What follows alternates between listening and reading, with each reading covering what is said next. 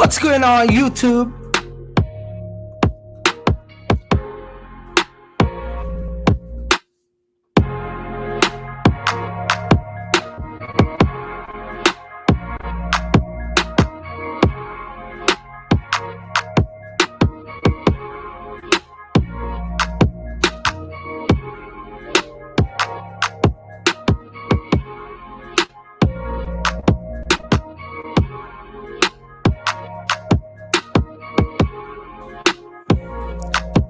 Hey, good evening to everybody, man. What's up? What's up? What's up? What's good?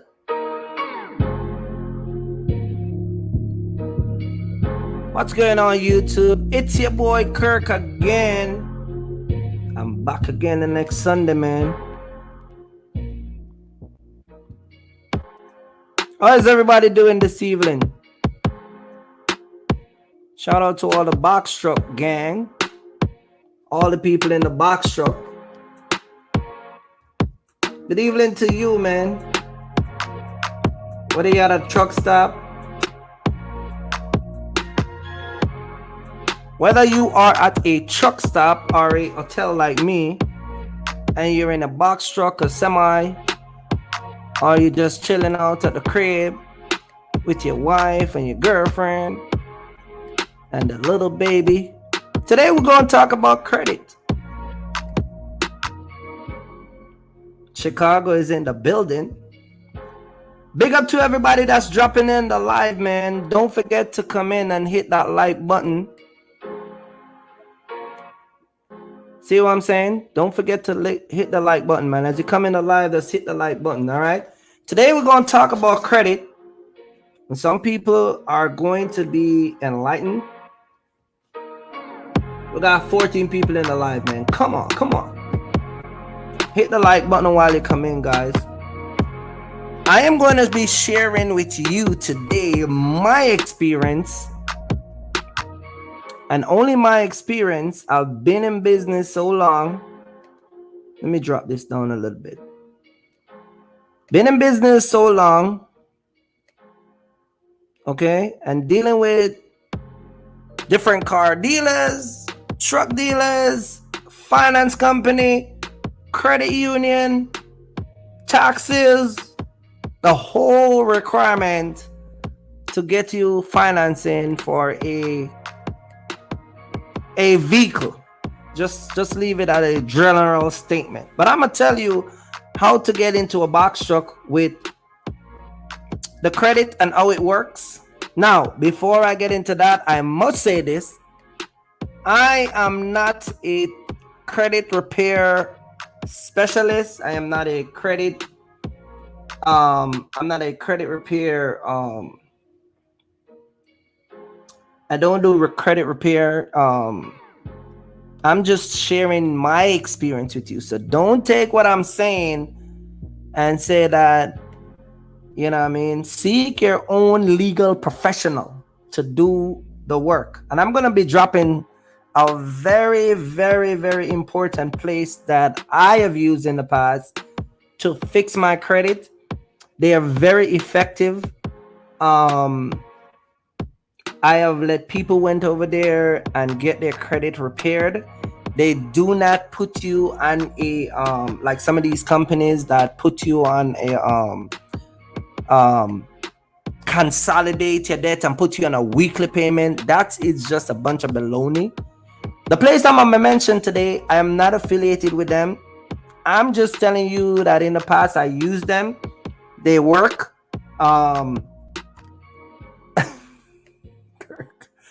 Why you gonna say that, man? Why you gonna say that and you just started live, man? They are very pricey. They're very expensive, okay? They're not cheap. And if you guys want to get the result that you want, it's gonna cost you. It's going to cost you. So I'm gonna explain to you guys later on. Yeah. All right. If you want good things to come to your life, you have to pay. I'm telling you. Don't forget to like and subscribe to the channel. Hit that notification bell And if you want a consultation, man, don't forget to hit your boy up. My website is antrucktruckingbooking.com. If you want to support the channel, hit me up on the Cash App, money sign Red Truck Work 4040, or you can hit me up in Zelle, Red Nemo Work at yahoo.com. You can look me up through Zelle. If you do not have any money and you don't want to support the channel financially or put any money in the piggy bank, just hit the like button, man. That would be greatly appreciated. All right, and just come in the live and just let me know. I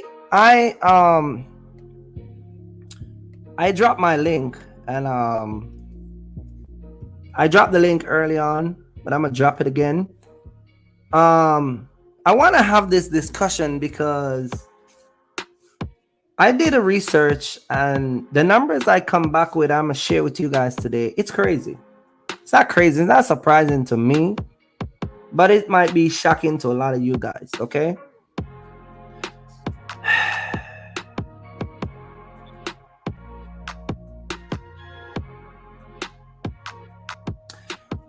When I am on this platform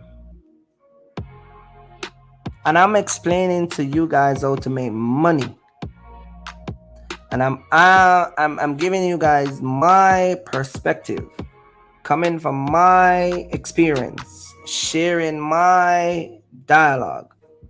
Get what I'm saying? It is your responsibility whether you want to take it and apply those things to your life, or you want to just take what I say and just it's just another YouTuber, because some of y'all are like that. You know what I mean? What I'm gonna talk to you guys today about, it is very, very, very important if you want to develop that that business aspect of your life. Now, I'm going to be talking about credit today. So the topic is, do you need credit to start your box truck business? Okay. Do you need credit for that? And so I'm going to be telling you guys, like I always tell you, the difference with your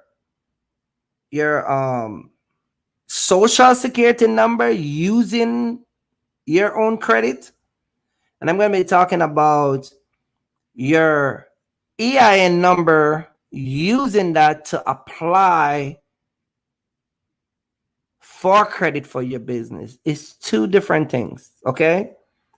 And I'm going to be explaining to you guys today that are how here. Now, I know YouTube is this University of YouTube. It's a big platform where there's a lot of scholars here. You know what I mean? Black, white, pink, short, man, woman, she, you name it. Everybody here got an opinion. You get what I'm saying? So I'm going to be telling you from a box truck point of view. Okay. A lot of you people are seeing the transition of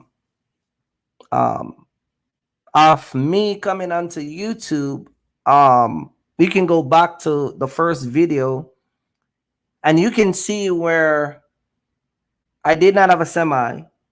I show you guys that and the whole shebang. So we're going to talk about that today. And I'm going to explain to you guys, why is it so important not only to understand the whole credit ratio thing. Shout out to Eugene. Shout out to Dean. Shout out to Mohammed. Shout out to all the people that's dropping in the live. Shout out to Nick. Grace Logistic is in the building. Big up to my mom. Chicago. Shout out to Chicago is in the building. Shout out to everybody that's coming in. Big up to my mom, because I swing by our house today and surprised her with the semi. So that was good. Big up to everybody that's coming in, man. So we're going to talk about this whole entire crediting, because a lot of people don't understand that in order for you to survive in this country, you're going to have credit. And if some of you guys think that is not that important, well, a lot of you are going to find out that when you're ready to start a business of any kind that require you to get finance or get finance from a next organization because you're not financially strapped, you're gonna find out real quick that that credit is important. So we're gonna talk about it. So and we're gonna talk about um a lot of people who are um this whole entire thing that I'm not gonna finance from a company because I don't need their money and this and this and this and you buy an old truck. You take 10 grand buy an old truck, but then you take 25,000 invest in the old truck, and then you lost another 30,000. By trying to run the truck, making money using the box truck. So we're gonna talk about that because mathematically that doesn't make any sense. Okay.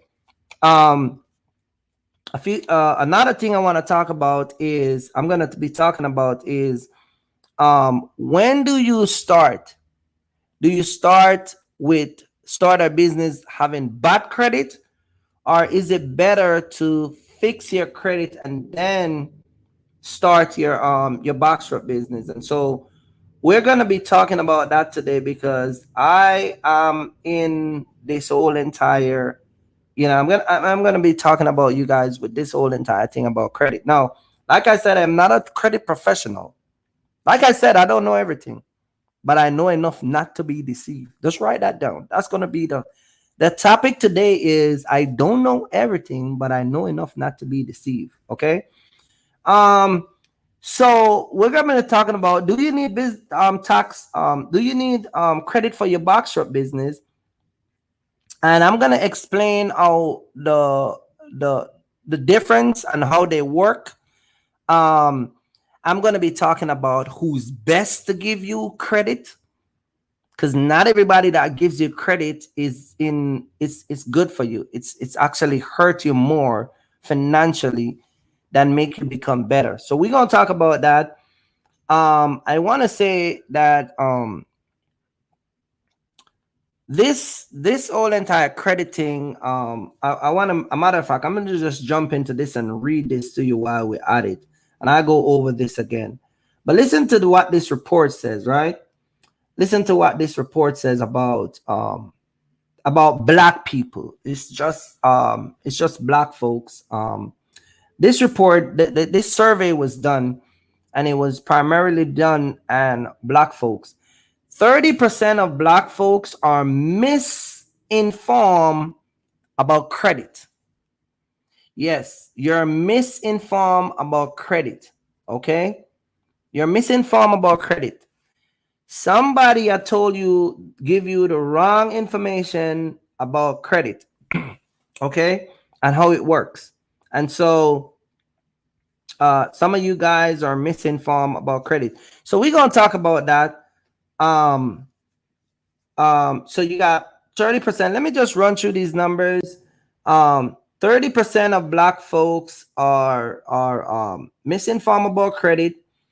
30% of black folks will never build their credit. They'll never build their credit. So 30% of you guys will never have bad credit, good credit, or any credit. Okay.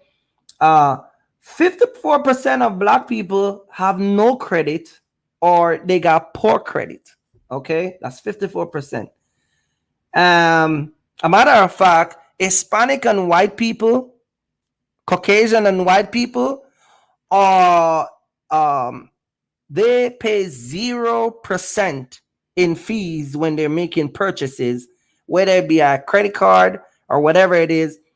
When they apply for finance, that their credit is so good that they literally pay 0%, or their percentage is between 1 and 3. Okay, it's between 1% and 3%. However, on black people, on the side of black people are paying anywhere from 21% to 35% interest rate. you pay the highest interest rate. Okay. And that is crazy. Okay. So you have and then the next survey is black people have between 300 and 600 between 300 credit score and 640 credit score. So black people have between 300 and 640 credit score, and that's poor, and that's barely make it to fair. Okay, but here's the kicker. Here's the part that goes off on everybody. Okay, 44% of Americans 44% of Americans have no money before payday. 44% Americans, whether you're black, Hispanics, white, whatever. The average American, listen to this, man. This is deep. And this is all financial. You get what I'm saying? So 44% of black people do not, 44% of American do not have any money in the bank for the next payday. Okay, so you work last Friday, and by this Friday, you ain't get no money. You ain't have no money. Okay, that's 44%. However, out of that 44%, that's black, white, and Hispanic, the demographic. Okay, out of that, the highest number of people that are that does not have any money is black folks.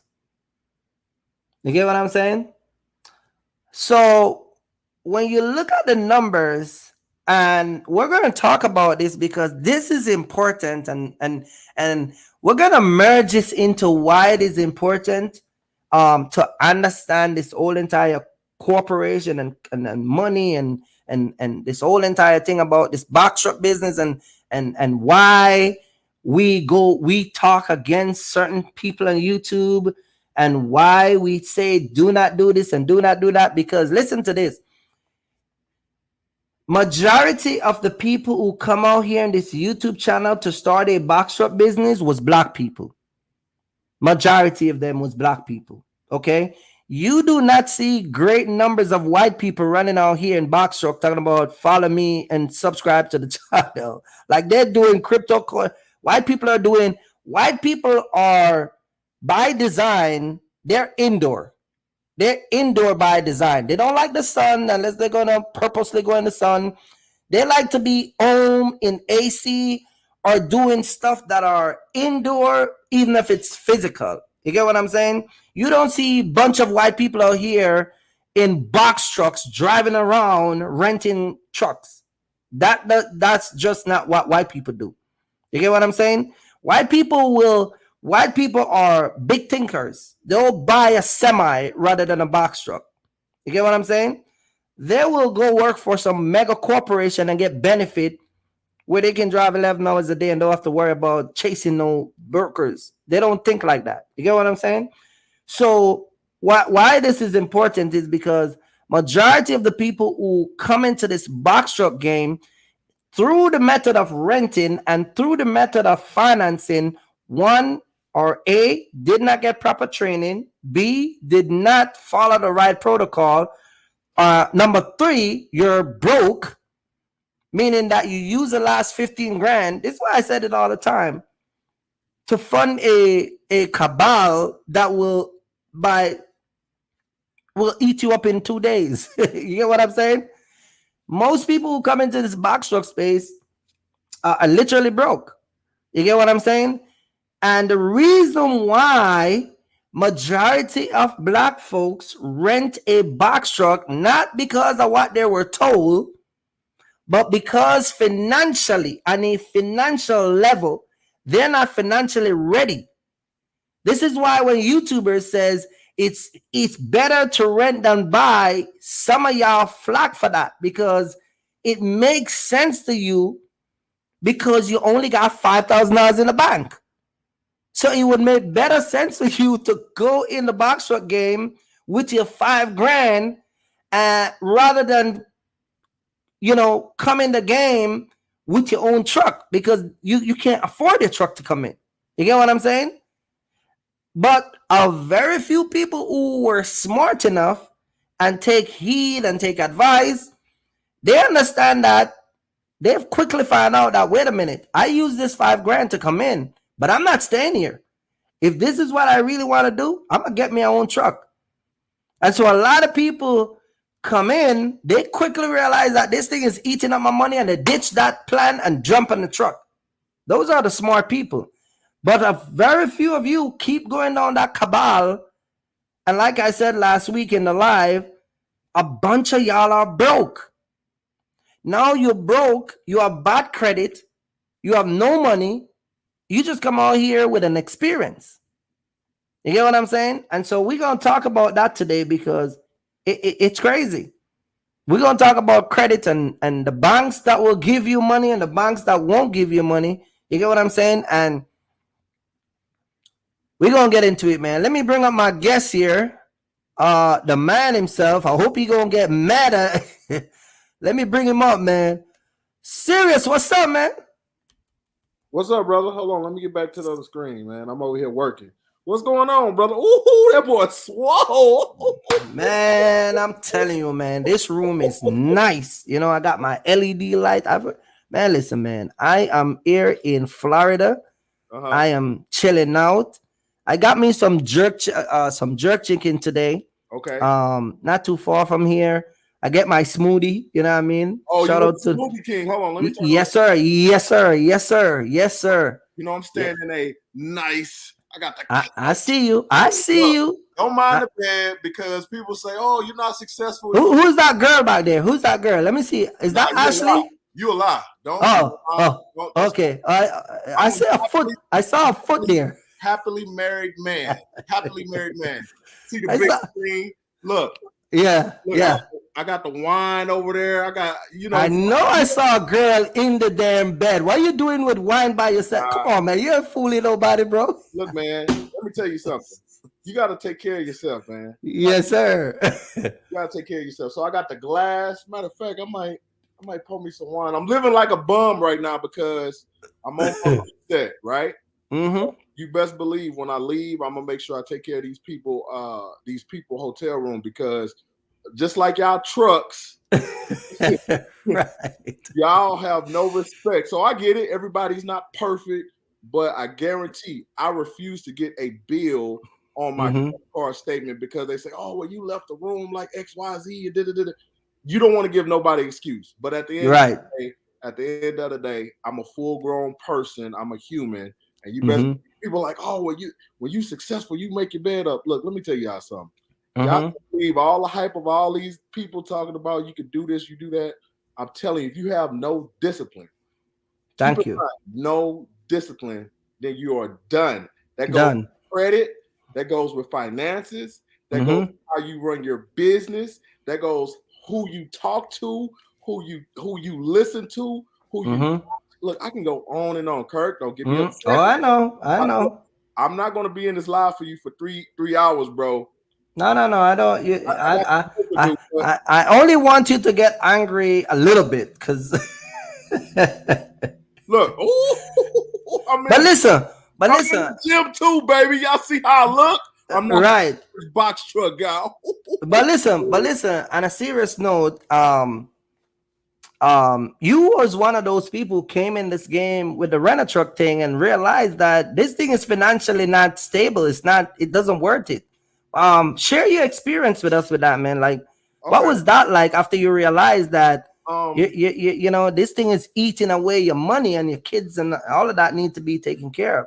So first and foremost, what I can say, I do YouTube. So my YouTube name is Serious Lanes, right? If y'all don't I drop it in the chat. They got it. So at a certain point in showing my box truck journey, I still have a lot of videos that I haven't uploaded because I'm focused on another spectrum of my business, right? So what I'm saying is there's going to be some sacrifices that have to be made if you want to reach the next level, right? So Right. I'm not going to get into that, but I'm just letting you all know because I know people like, oh, where you been, Lane? Where you been? I have my box truck, so I'm not out the box truck. I'm still driving. But at the end of the day, I came into the business as Kirk as my mentor. He mentored me for a month, and when I tell you a month, this was a month between him going off on brokers, going through the situations of being screwed, being Raycons being taken away. When I say taken away, meaning like you think you got the load because you have a Raycon, but then they said, "Nah, you good. We went we found somebody else." Within that space, keep in mind, I came into the box truck game February, April of this year. So this is around the peak of the diesel. You got the brokers wanting to give you 25 cents a mile. Right. I mean, I came when it was crazy, Right. but under Kirk's guidance, he showed me how to really maneuver between the partials, right? But not only that, I was in a rental truck, right? So the thing about this rental truck with budget was I created a relationship with the young lady that worked with the company. And when I say relationship, meaning business relationship, you know, why so serious? I referred people to her. So within that point, I started seeing my numbers as far as the money that I was distributing to the rental truck company. You know, everybody like, oh yeah, well you could get $400 a day and you know, or a week or something like that, whatever, $400, and then you know 13 cents a mile or whatever. It was very enticing, right? Because again, I didn't have no restrictions going over the road, right? Right. So within that time space, I noticed when at that small period, I think between a week or two working with Kirk, I'm like, man, I'm giving them close to $2,000 a week. I don't think y'all understand. $2,000 a week, not including diesel. Diesel is paid by you. It's not paid by budget or whatever. Right. So that's excluding how much diesel was. So you're talking about overhead expenses, not including insurance. So you're talking about $2,000 for the rental truck company. That so that's 2 times 4 weeks in a month. $8,000. Right. Alone. $8,000. Now, mind you, I was doing a little bit before Kirk or whatnot, but the rental truck was sitting at the time because, of course, there was where there's a rental truck shortage and dollars. So at the end of the day, it was either you take a leap of faith and you pay for the truck while you wait for your authority to be active at the time. That's what I was doing. I documented the whole journey. Now, between this period, I talked with Kirk and I'm going over everything. He said, man, look, I ain't gonna lie to you. You're gonna have to give yourself a timeline. He said, I told you this before when we talked. He said, if you get into this space, you got to give yourself an expiration date to get out the box truck. And it didn't ding to me at that point. I'm like, man, I'm getting this money, Kirky Fresh. What you talking about? Why so serious? But then when I start noticing my bank account, and then they come back and they put a hold, and then you talking about at least $2,000 held by the real truck company. So you basically, it's like a bank that holds your money, and then they not willing to give you your money. That didn't sit right with me. So between that space, me and Kirky Fresh worked up an agreement to where I was actually going to rent out or lease his actual his box truck. Right. And that gave me the opportunity to see what it felt like to be somewhat of an owner operator or a lease owner or whatnot, right? Now, while we were doing that, I wanna say that even though you were leasing that truck, the responsibility was still yours as if you're the owner. That's correct. So I don't want people to think that I give you a gas card and you were working for me. You were still doing your own your own expense. Yep. So your gas, your this, your that, your toll, whatever. So I just want to make that clear. Like, it's not like because you know, people watch this and they're like, "Oh man, Kirk, you ain't got no truck, man," and then think that, you know, they get a truck, a gas card, and the whole shebang. Right, So right, I just want to make that clear. That yeah, it wasn't like that. But yeah, go ahead. right. So I'm sorry. Hold on. Give me a second. I'm sorry. And don't forget to hit the like button, guys. When you come in the live, hit the like button, because I think this is very important, man. And we're gonna have this discussion. When you come in the live, just hit the like button, because too many people that are coming out here want to start business, and your credit is messed up. And I'm gonna shock some of y'all today that are trying to get into this box truck business, because if you think any finance company is gonna give you a credit line or credit, or they're gonna put you in a box truck of any sort, I'm gonna make sure that y'all understand it doesn't work like what YouTube said. All these guys were on YouTube talking about fixing credit and go get you a box truck and go get finances and business credit. I'm telling you today, it is not what they say it is. So if you want the reality, stick around. If you want the baloney, keep watching them. You get what I'm saying? Because at the end of the day, you know, it is not what they tell you it is. But we're gonna talk about it. Yeah, but anyway, go ahead, man. I'm gonna bust a lot of bubbles, because this is gonna be the most important video that you all need to watch or share, right? Right. Because I have business credit, and I'm gonna let you know what it really takes to have business credit. I'm pulling out all of my business credit cards, right? And I'm gonna save that, because I don't want to waste too much time on this live, because I do have a lot of things. Verizon, which is the phone service that we get phone from, me, my wife, my mom, you know, we have phone. All my service for my business is from Verizon. I have a spending limit from Verizon of $5,000 the last time I checked. I think it moves up to more. Means that I can walk into any Verizon store and spend up to $5,000 worth of merchandise. You get what I'm saying? And I'm gonna tell you the difference between that, because I have heard people talk about this whole entire go to Best Buy and get you a business credit. And what happened is that Best Buy will give you a 30-day credit. Basically, what they'll do, they'll give you $1,000, and you'll go and you'll buy a computer, and then you pay back in 30 days, and you know, all that stuff. But I'm gonna tell you the difference between those versus what is that, man? American Express? No, that's the Best Buy Business Advantage card. I got the Lowe's. I got the Lowe's Business. I got the Home Depot.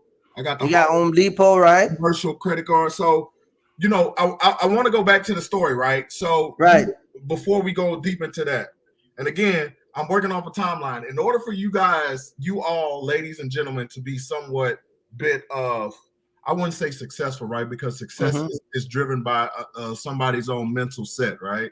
Right. But in order for you to generally make these steps, you have to organize your time. Everybody has 24 hours, right? If you those extra 10 hours in the bed, sleep, moaning and groaning, work. Anyway, going into the story about the box truck, right? So within my journey, you know, you right. I still have to pay expenses. I still have to pay diesel. But Kirk worked on an agreement as if I actually owned the truck, but I still had to pay him not more or less of the same amount as the rental company, if that makes sense. So it did lighten the burden. Okay. Now, between that episode of doing the rental or the lease with Kirk or whatnot, I noticed that I was still in a situation where I wasn't seeing the full potential. So this is thinking as a business. When you are a business person, you're going to look at every bit of income, every bit of money that comes from your business account and how much is coming out. I still noticed that I was paying Kirk as if I didn't have my own truck, which I didn't. So in my mind, I'm like, okay, what? Kirk, I love you, bro. You know, you're my brother. But I have to figure out a way for me to make sure I see all income. And I have to figure the F out. I have to figure the F out to where I can get my own truck. Now, keep in mind, when you have to use your advantage, just like our counterparts, they think about everything they can manipulate to work to their advantage. Right. I was sitting in that truck thinking about everything that I could manipulate to work to my benefit. If you didn't know, I'm a veteran, right? So right. People may be veterans that may be watching or whatnot. Salute to my veterans. Why so serious? Nothing is handed out to you in this current state of life. You have to walk it.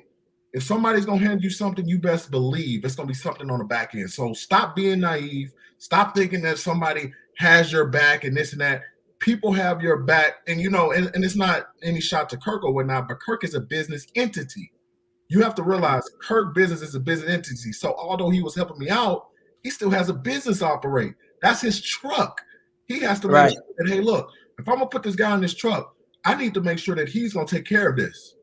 Right. And it's just being honest. It's literally just being honest. And I said, okay, well, I need to go to the next level. In order for me to go to the next level, I need to find my own vehicle platform. Now, at the time, the prices of the rental trucks were still relatively high. So again, I was in this space of doing consistent research. It's not just saying, oh, I want this, I want that. I had to research and I had to figure it out. And one of the things that I can say is I always been a great advocate of making sure that my credit had a silent foundation. For those that don't know, I have filed for bankruptcy before years ago, 2017 to be exact. So I think I'm within my 7 year between that falling off. I think in 2024. Stop right there because I don't want you to jump over that because that is important. You did have a bankruptcy, but you were still able to get a box truck, right? Oh man, I was able to get. I'll say this: I was able to get over $100,000 in credit cards. Okay. With a bankruptcy. With a bankruptcy, okay. I didn't pay for nobody credit. I didn't pay for nobody credit repair or anything like that. I did the research. But that's too hard, and paying is not an option when you're talking to some people. So research is too hard. That's not an option for some people, and paying is not an option for some people. They're definitely not gonna pay. So we gonna still have those strugglers with them poor credit. But for the people, wait, for the people who are, let's say a guy is in bankruptcy. I've never filed for bankruptcy. My cousin did, and me and you talk about it, right? Yeah. So filing for bankruptcy, I know the little things I know about bankruptcy is pretty much nobody trusts you anymore. You in a situation where if it's a fresh bankruptcy, creditors won't even look at you. Right.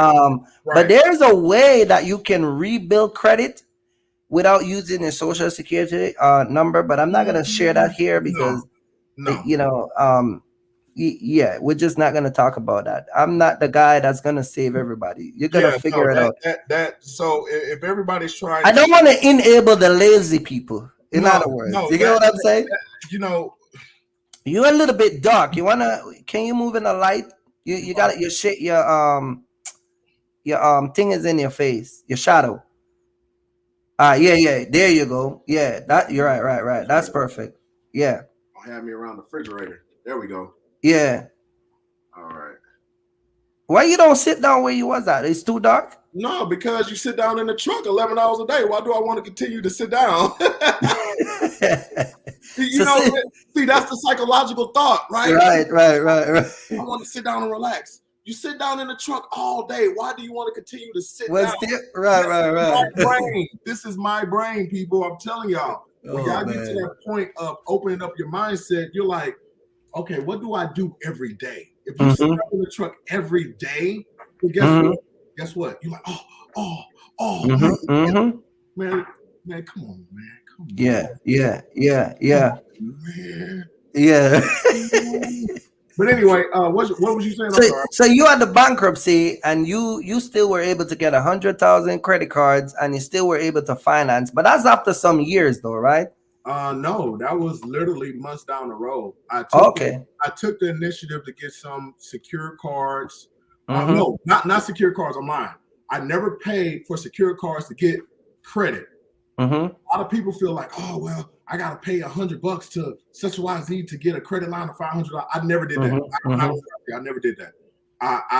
So again, I had a profile again, and one of the things that I can say is I done the research. Like I actually done the research. That's what helped me. But I will say I did have an American Express before bankruptcy went through. I actually did pay them off because I already knew if American Express get blackballed between my bankruptcy, because blackball means like, okay, well, they have to write it off when in your bankruptcy. I already knew that relationship down the line, they wouldn't want to mess with me.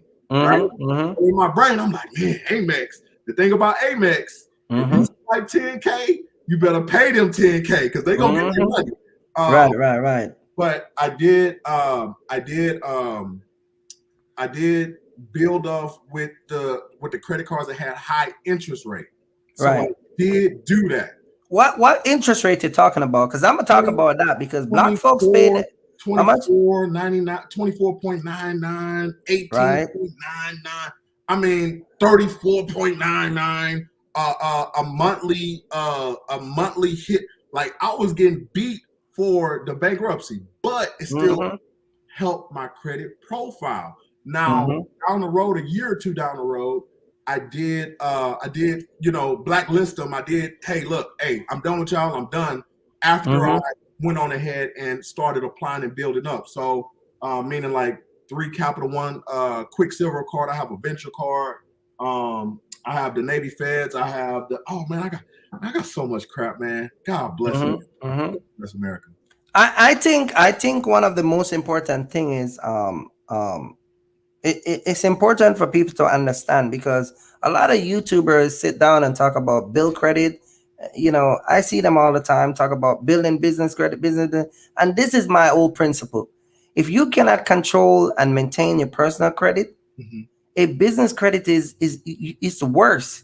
Like when a bank give you $100,000, if you cannot maintain and contain $5,000 or $2,000, how you think you're gonna control that? There's an appetite to spend that. You get what I'm saying? Right. And so if people are coming out here and they're like, okay, Capital One give you $500 on a card, and you don't pay it back, and it write off, and then you come out here and some guy on YouTube say, hit me up, I'm gonna build your business credit up, and he build it up where you get $25,000-$30,000.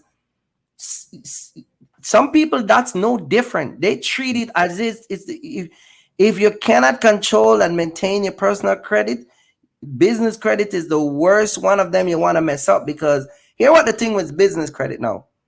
It's like the report to your credit card, right? But here the difference with business credit. When they write you off, like say Toyota write me off from financing, right? And they put you in that database where they report you guys as, you know what I mean, as being late or whatever.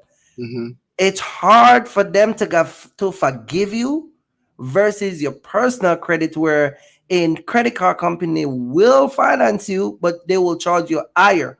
Now, in the business sector, they do that. They do that. This is why you have a lot of people get these subprime lend loan. They get these subprime lend bank to give you these credit, and the interest rate on those loans are running anywhere between 25 to 35 to going up to even 40%, because people don't understand the importance of business credit. You get what I'm saying? And I said this all the time. I never uses this whole entire business credit thing that people, the way they talk about it, I've never used it for my business. I've never done it. You get what I'm saying? Right. And I think for many people who coming in to get an understanding of how credit works is when you finance something from a commercial account. You get what I'm saying? Because it's coming from a corporation that is like, these guys are getting people buying 50 trucks in one day. Like your little one box truck. Listen, my semi with one Volvo making videos. Dropping videos, and then I'm joke to Toyota. To Volvo compared to some guy that walk in and buy 7 truck. Right. Me and Karen was in Oklahoma. We went to a dealer and he looked at a Freightliner, and we were looking at the trailers and the Freightliner. And the guy said to him, "Oh, that's sold." And then we find out that's sold. Yep. And by the time we find, and Karen, the guy said, "Look, 7 of those trucks already sold." And he pined out all of them. This, and this. And this was little before I get my semi. And the guy said, one guy came in and buy 7 semi with 7 trailer because he get a huge contract in Texas. I keep telling y'all, man, Texas have a lot of manufacturing company, and that's where the money is at. You get what I'm saying? This is why me and the wife is gonna come down there. They still don't understand. Don't tell them about Texas. I'm telling you. So for this guy to come in and buy 7 truck, I buy 1 truck. I'm joke compared to this guy. But on my level, I'm still better than a lot of people because a lot of people can't even buy a box truck. You get what I'm saying? And that's sad. So again, coming into this whole entire credit thing, look at the numbers. Look at the numbers right here. Let me go back to the numbers because a lot of people wasn't here. But listen to the numbers, what they say about black people. It says 30% of black people will never build their credit. Never build their credit, meaning that you'll never have a credit card. And if you do have a credit card and have 300 score, it will just stay there. That's 30% of black people. Then they say 30% of the same black people are misinformed, meaning that Pookie and Ray Ray open up some credit repairs company and you just go over there to support because you're showing your love. You get what I'm saying? Then they say 54% of black people have no credit or poor credit. They have between 300 and 640. That's 54%. You get what I'm saying? And then 44% of Americans, black, white, Hispanic, they are broke before the next paycheck. They're living paycheck to paycheck. The average American does not have an emergency fund, a $500 or less in the bank account. You get what I'm saying? And that's, I can't get it because in this modern time, there's so many ways to make money. And we literally got people broke. So much information, but you know, I was sitting here on the couch thinking this morning as I was working on this document. Mm-hmm. Something dawned on me.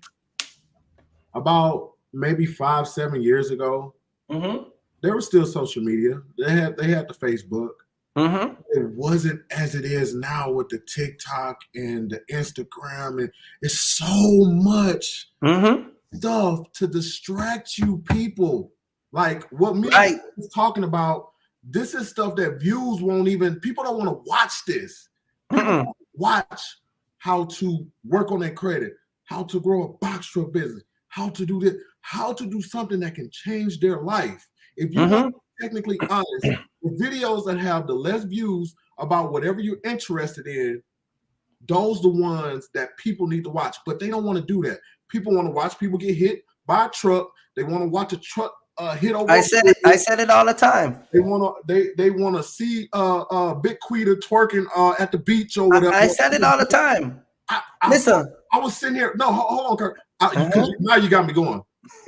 I was sitting there thinking like, there are so many ways to get it, but people are so naive and dumb that they would take a video on Facebook or Instagram. They will watch that one. Guess what the system does? The algorithm works against you. So what happens is the algorithm throw you another video that think you may like it. Oh, let me see. Oh, look at them. You watch that one. Boom, there go another one. Oh, here go y'all so freaking dumb. Y'all so freaking naive that you went on social media to find out about a business, but you got distracted and you lost an hour of your time watching some BS. Listen to this, right? I'm gonna use me as an example, right? On March 11, I drop a video that's called "How I Make 13,000 doing partial," right? That video got 2,660 views. That's one of the highest views video I got, right? Okay. Then I have a video that say how I make $10,000 in 2 days, right? Okay. That's get almost 2,000 views, right? Watch the trend. Then I make video. How do I do video? How do I do partial from east coast to west coast? But all those videos get views. But listen to this: when I put a video picking up my semi, it get 482 views. And I know I get 482 views. It's not that people are not interested in semi, because some of the people who do watch me, they do want to elevate. Right. But there's a little hate behind that. You get what I'm saying? One of the things that you have to understand, the more you grow is the more people are going to dislike the things you do. And I understand that. So when people would want to see how to make money, they will not happy to see you buy a truck. I get that. You get what I'm saying? And so you have this, the wave. This is why I do not focus on this whole entire running down subscriber thing, because if I was one of them YouTube, and we talk about this, I think yesterday. Yeah, that was yesterday. If I was one of them dudes running down YouTube to pay my bill would be, I would have to be on this thing like every day, just telling a bunch of lies. I was. You get what I'm saying? No, most definitely. I was that person. You know, for you all that don't know, I actually been doing YouTube for over, I think over. Oh man, you've been doing it before you met me, before you come in the box truck game, before transportation, before car, because I was doing the fitness stuff, so I already had in my brain about putting in the work, right? All right. Never saw that much success with the transportation stuff, but even so, I'll be even more transparent, right? This year alone was the first year that I actually got paid from YouTube, from AdSense, right? And when I first got that check, I was like, "Oh, that's real, that's possible." But let me tell y'all something: how much time I invested between picking up a camera, doing like this, people looking at me, doing like this, I'm like this. How much money I spent on this car, because again, I done, you know, when I was overseas, when I was in the military, when I got back to the States, I said, okay, I'm gonna start me a car YouTube channel, and then the car YouTube channel is gonna pay for the actual car note. It didn't happen like that, right? There's so much in that car. I bought the bag. Hold on a minute. Never pay for your car note? No, I have paid for the. Come on now. No. I'm saying you said that the way you envision it was to start the channel and you would get a check where you would essentially just pay for the car note. Nope. But you literally just get your first check. This year. But that's over a year. That's over 2 years. Over 2 years. Right. But your car note due every month. Oh yeah. Oh yeah. So since I've been on YouTube, I showed the people the other day, I end up with like $1,225 just posting videos, and the cash, you know, the not the cash app, but the Zelle, the whatever, the super chat. Yeah. It's about another $800. So it's literally not something that I can live off of, because one of my parcel in the truck right now, combined together what they gave me on YouTube for the last 6 months I've been on YouTube, is more than that. Yeah, you know, you get what I'm saying? And this is why I don't run down this YouTube subscriber thing, because let me show you something. Let me say this to you. I don't care about views on YouTube. I honestly don't. I don't care. I don't run down this whole entire YouTube thing, because truth to be told, I make more money on YouTube. I make more money being on YouTube behind the scene than from YouTube. Right. You get what I'm saying? Right. And I share those numbers with you. And it is, if I drop it today, people will shit in their pants. This is why I tell you guys all the time when I talk. See, I talk in syllables. When I said, a bunch of y'all YouTubers running down the wrong number. You remember I always say that? Because the number that YouTube give me, that's not the number I'm chasing. I'm not chasing subscribers. Right. I'd rather chase the people who's gonna come to me and pay me 90% of the time when I'm on a live or I post a video. Right. I do not run down people just to click like and subscribe, because I know, what do you say about that number? It is out of 100 people watch you, only 10 of them gonna like you. Right. That 10%. So it's always a 10% factor. So if you think about how many subscribers actually will say, hey, well, this dude is cool, I like him, right. I like the Kirky Fresh style. It's only 10%. This is why when I talk, that don't mean a whole 3,000 or however many. This is why you can have 80 people in the live and you be talking reality and only 3 subscribe, because those other 73 get offended, do not like what I say, and I don't give a rat behind. But people, you get what I'm saying? Numbers. People are naive. People don't understand the numbers. Everything is a business. YouTube is a business. This is a platform. And this is why talking about the whole entire YouTube and numbers, and this is why these numbers that we just call out is crazy for black folks, because y'all be sitting down and getting insulted, personal, offended by the wrong thing. You should be offended by 30% of y'all don't even have good credit. You should look in yourself and say, God damn, man, my credit is bad, bro. I got to do something about that. But what do? You get offended by me telling y'all the truth. You should be offended by 44% of y'all don't have a paycheck by Friday. Don't get me going. You a broke dude. You understand that you and your wife is broke? Don't get me going. You go to the payday loan every week. You get what I'm saying? Oh, how do you go to the payday loan every week? How is that possible, though, man? It's possible. What do you mean how it's possible? They know you over there. They can just sell you the money. You don't even have to come in. You pre-signed some contract ahead of time. So they just write the amount. Everything is digital, huh? Yeah. No, you go over there, you pre-sign a bunch of contract for all the rest of the month. Come on, man. Don't give me. And then they just say, okay, man, how much you need? You be like, all right, give me $2,000, bro. And then they just write the $2,000 in and just put it in the stock and just sell you the money. Kirk, it's crazy. Listen, I want everybody to listen, Kirk. I'm sorry to cut you off. I'm sorry to cut you off. You know, one of the things I'm trying to put this in a way. People, if you're watching this, do realize there's a bigger narrative around so much things.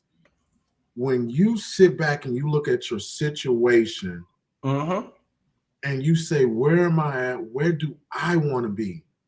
Everybody fall into this whole political, the media, the social media, working for XYZ. I don't like working for nobody. It's a lot of things as far as BS that we deal with as a human alone. I'm not talking race. I'm talking about as a person. You have a family. If you don't have a family, you have yourself that you have to take care of.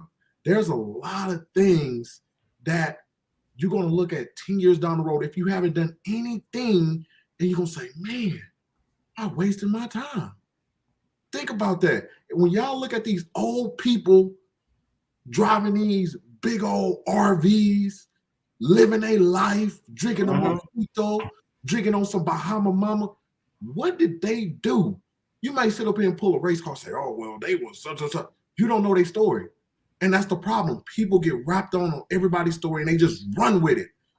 But I'm telling y'all, the minute y'all continue to be distracted is the minute that y'all delay y'all process between, quote unquote, being a boss, quote unquote. When I say me being a boss, that means taking the sacrifices. Because so many people want to be at home. They want to say, oh, I want to work from home. I want to do. Let me tell y'all something. I'm not with my family. Kirk is not with his family. There are sacrifices in order for us to go to the next level. Do you think the CEOs of these big corporations are at home every day? No. I want to read something to you real quick. I want listen to this. I want to read it, and this pertaining to just the whole business and credit and it says black ownership at a record low of 40.6%, mean 40.6% in the second quarter of 2019 since 2019, the second quarter. Black people have the lowest rate of ownership in houses. All right. Since 2016, according to the Census Bureau, right? They did an analysis and they said that since the first quarter of 2019, only 40.6% of Black folks are owning houses. Now, between 2016 and 2020, 30% white people have owned houses. That means that they're 30% higher in obtaining a house than Black folks. So when you look at the numbers, Black folks are decreasing in house, they're decreasing in credit, they're decreasing in financing, they're decreasing in every aspect of the financial status. This is why when I say that a bunch of people will come out here and they'll follow these girls and they'll the like you said, the foolishness of what really goes on out here. You don't have any generational wealth to transfer. I was talking to someone the other day and I said, if some of y'all Black folks die today, y'all die and the box truck goes back to budget, the broker, God, pray to God they pay your wife or your girlfriend. You get what I'm saying? And y'all don't even have no damn life insurance where your wife get to bury your ass with a good funeral of $7,000, and that's the low end with a bargain, by the way. No. They incur, your family incurs all of your debt, and they're trying to figure. You get what I'm saying? They're going to come after you. I got 950 life insurance. Mm-hmm. These guys ain't got nothing. Right. You get what I'm saying? I'm driving a truck. I got to secure my family. Right. That is correct. And you know what's crazy? It's only $30-something a month.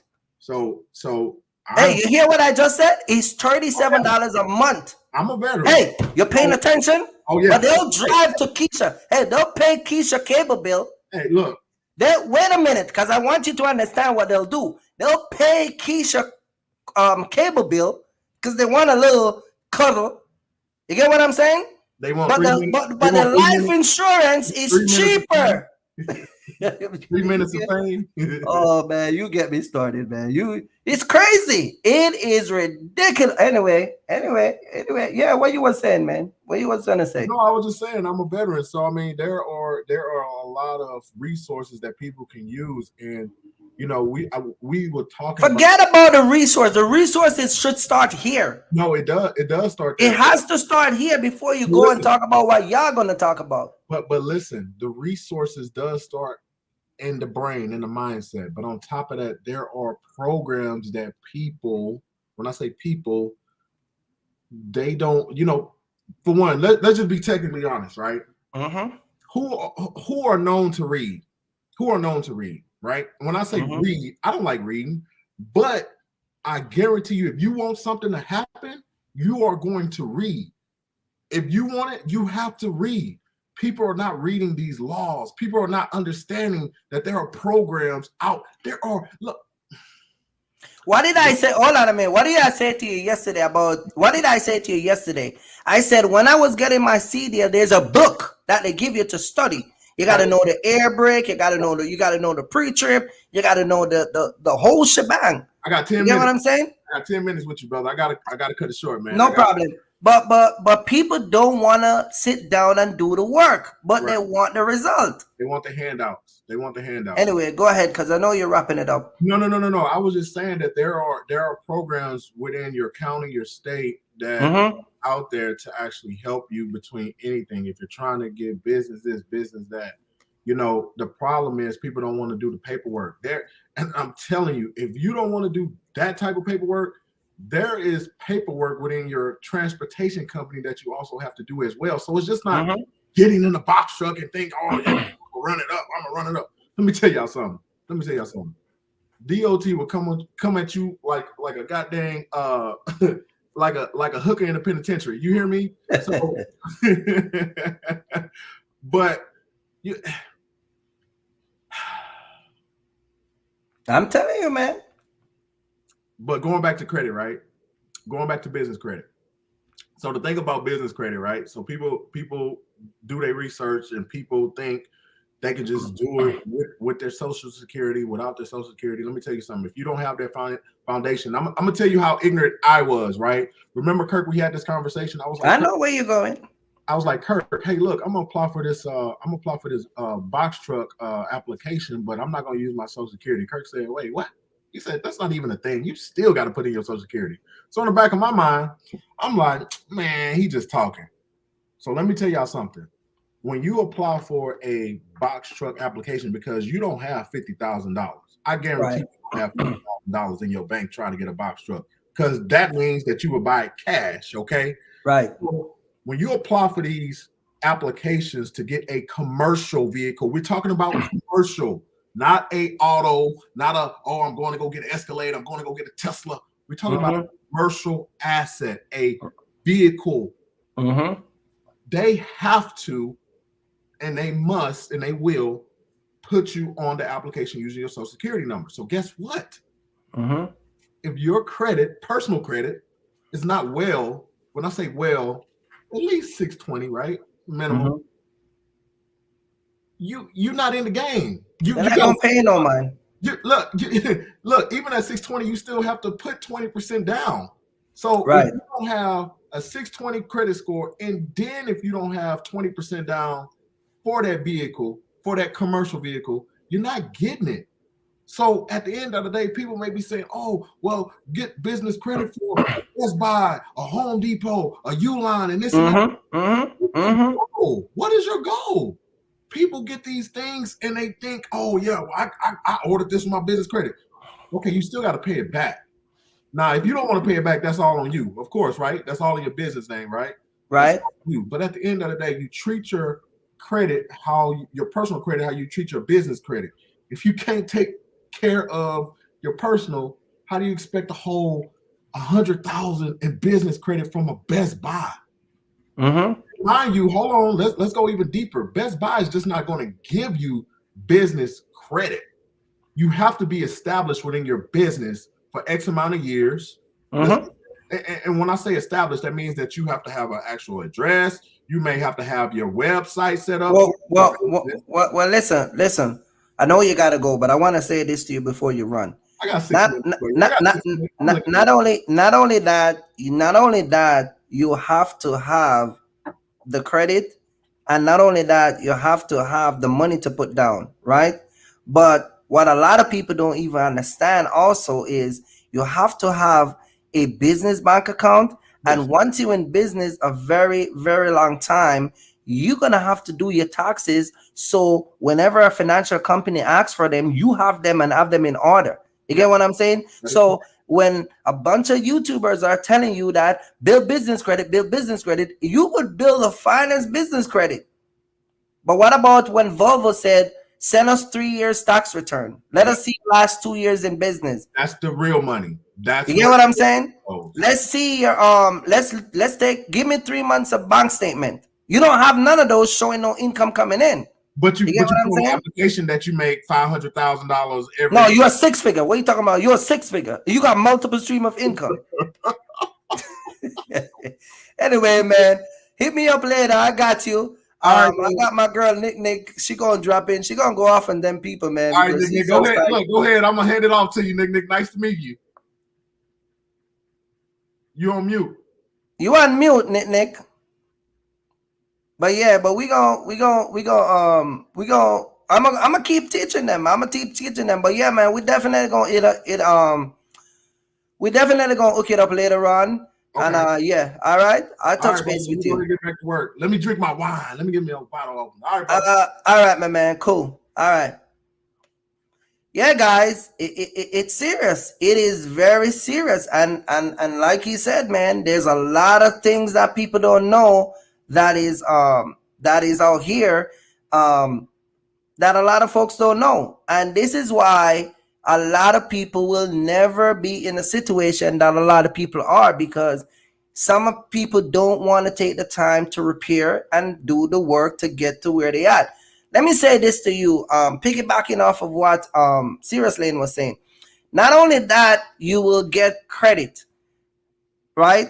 Most company who are going to give you financing, they want you to be at least doing business for a year.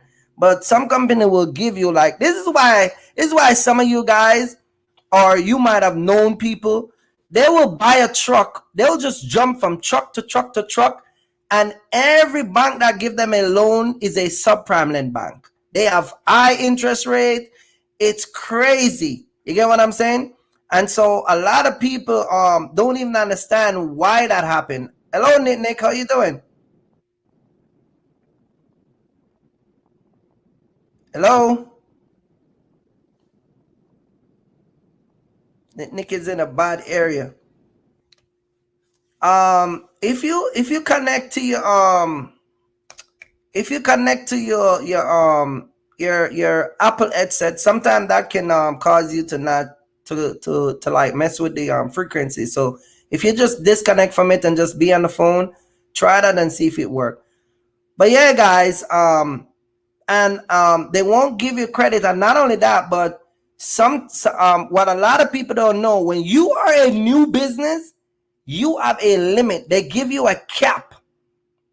They will say, okay, this guy will take a chance on him, but they're not going to give you unlimited credit. They're not going to give you unlimited. You can't walk in and apply for a $200,000 truck and they'll give it to you. They will give you $40,000 on a truck that is $60,000 and say, you got to come out of pocket with the rest. This is why some of y'all be paying these 24%.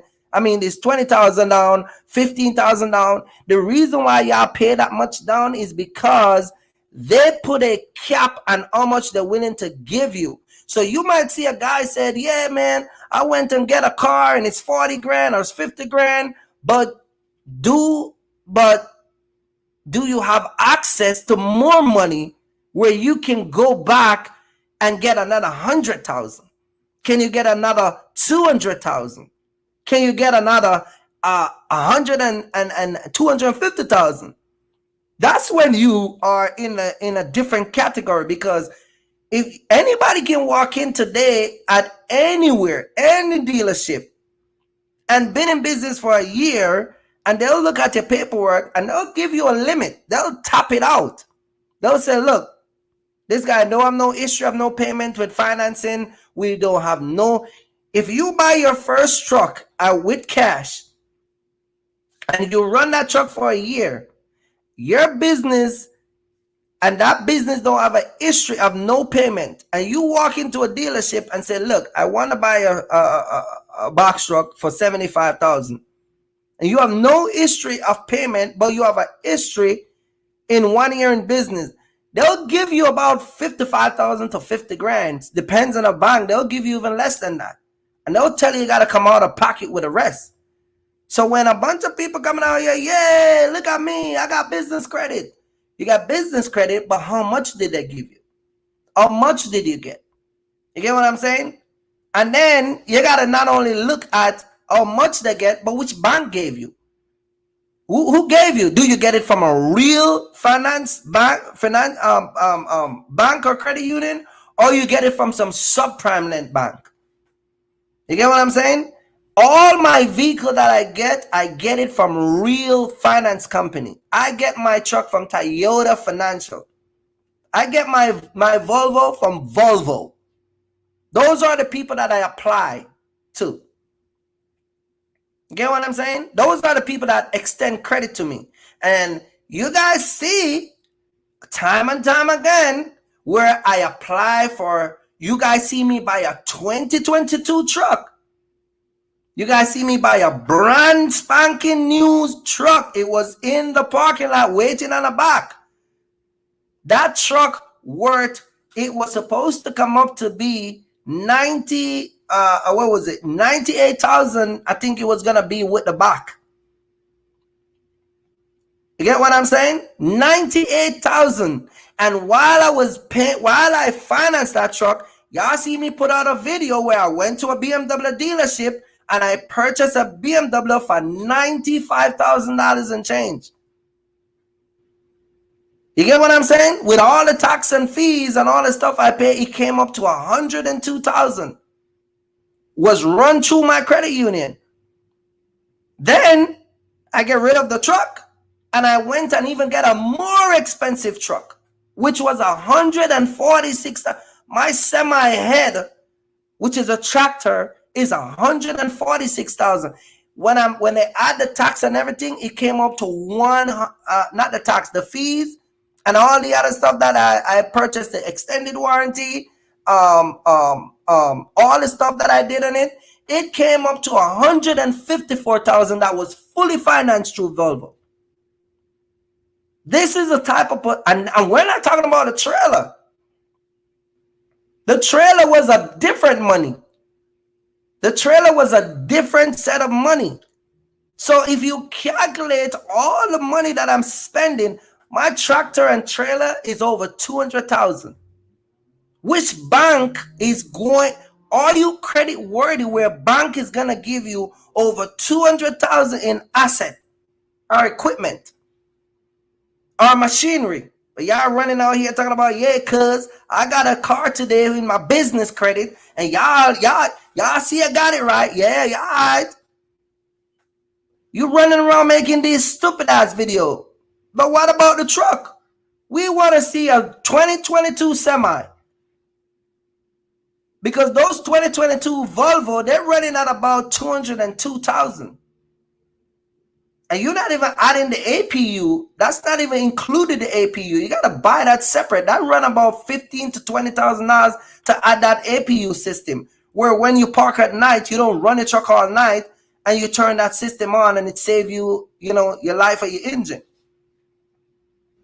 But a bunch of people just like to run out here and just make videos. Make these videos and not telling you guys the truth. You get what I'm saying? You coming out here? Listen, I build my house from scratch. I don't buy no pre-built house. I build it from scratch. We bought the land, we pick the outside, the inside, we pick the color of the paint, the carpet, we pick every single detail. We even rip out the whole entire kitchen when they finish with it and put our own kitchen in it. We've been running this thing, man. This ain't nothing new. You get what I'm saying? But the bigger picture is, why are people not putting themselves in position where y'all can buy cars, buy trucks, buy houses without have to worry about anything? Why?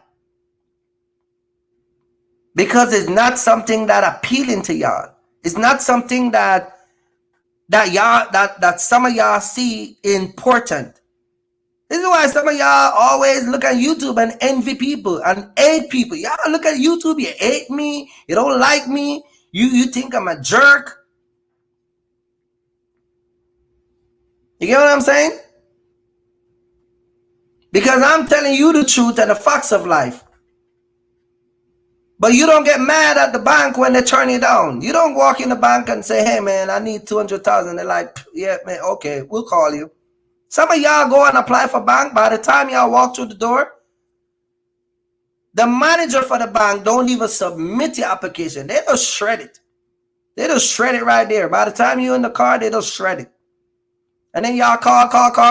They avoid your call. Hey, all right, I'm trying to speak to Mr. Johnson. About what? Yeah, I put an application in. I'm trying to see if I got to approve or not. And then he tired of your calling, and he finally came on the phone and like, yeah, Terrell. Unfortunately, man, they never approve you, bro. They say that your score was too low, and yeah, all right. But maybe try a year or two, man. They never run nothing for you, man. They just dump that stuff in the garbage because they know it's a waste of time. This is why I keep telling people all the time, like,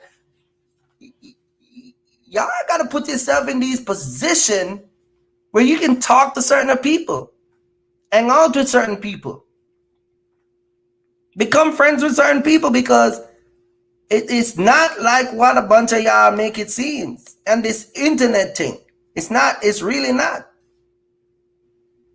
Coming out here talking about,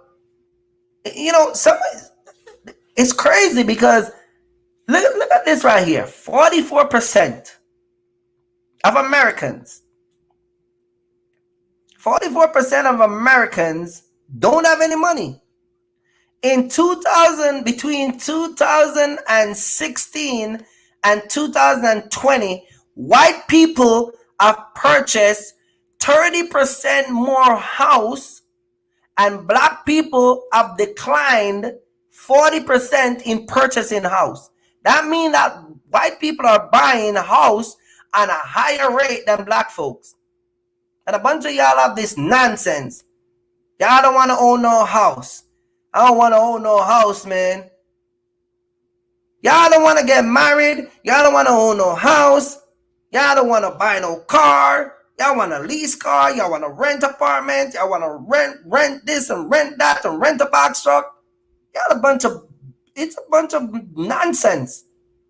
But then y'all want to go on Instagram, Facebook, YouTube, and watch other people that is greater successful than you and want to be like those people. Some of y'all go as far as talking about every single day, I have to listen to my boy. He's a motivation speaker. He's a billionaire. He's a this, he's a that.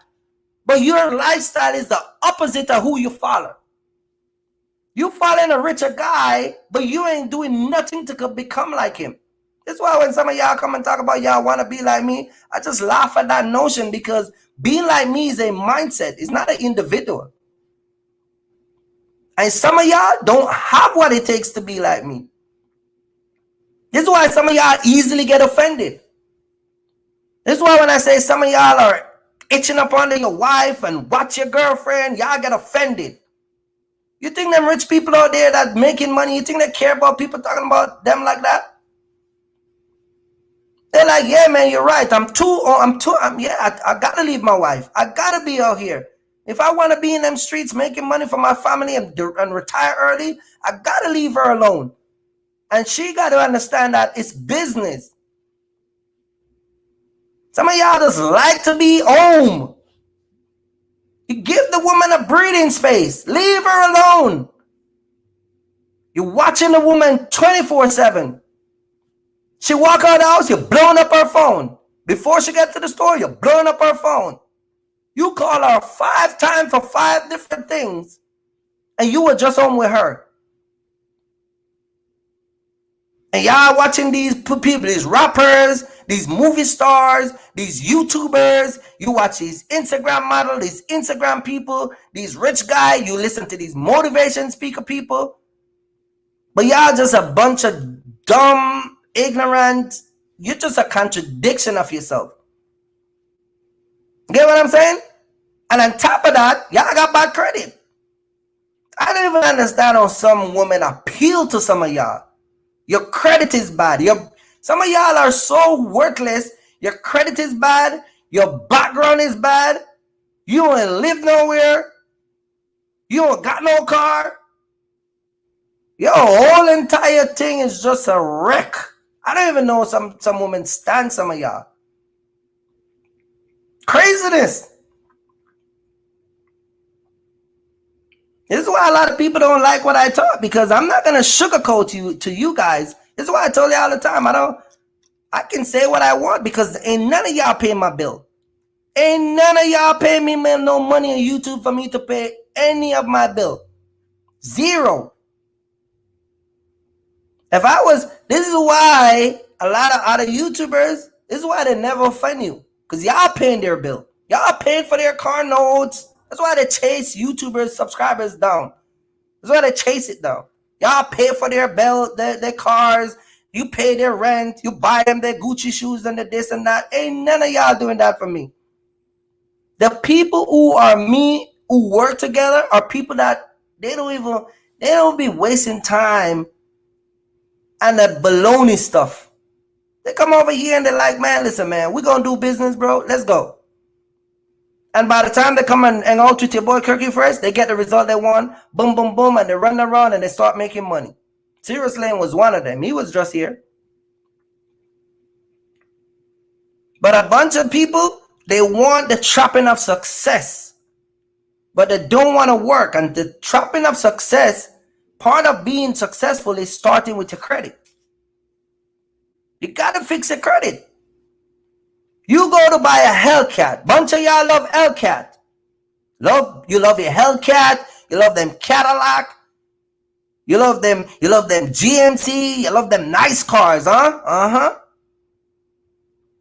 You walk into a dealership. You walk in with your mama. Mama. Your mama got better credit than you. Mama, what's up, mama? I see this car, mama. But right now, mama, they said I need a cosigner, mama. Mama's boy. Some of y'all, it take 2 people to sign for y'all credit to get a car. Your mama and your sister. And they give you a warning before they do it. Like, hey man, you better, you call your mama for a Hellcat. Yeah, a Hellcat. You want a Hellcat. Right. A Hellcat. Your mama sign and your sister sign and you sign. Your signature become worthless. And your payment is still listen, your payment is still high because even when your mama and your sister sign, you still paying $450. They never drive the prices down. Because you are the main priority. The bank still see you as a liability.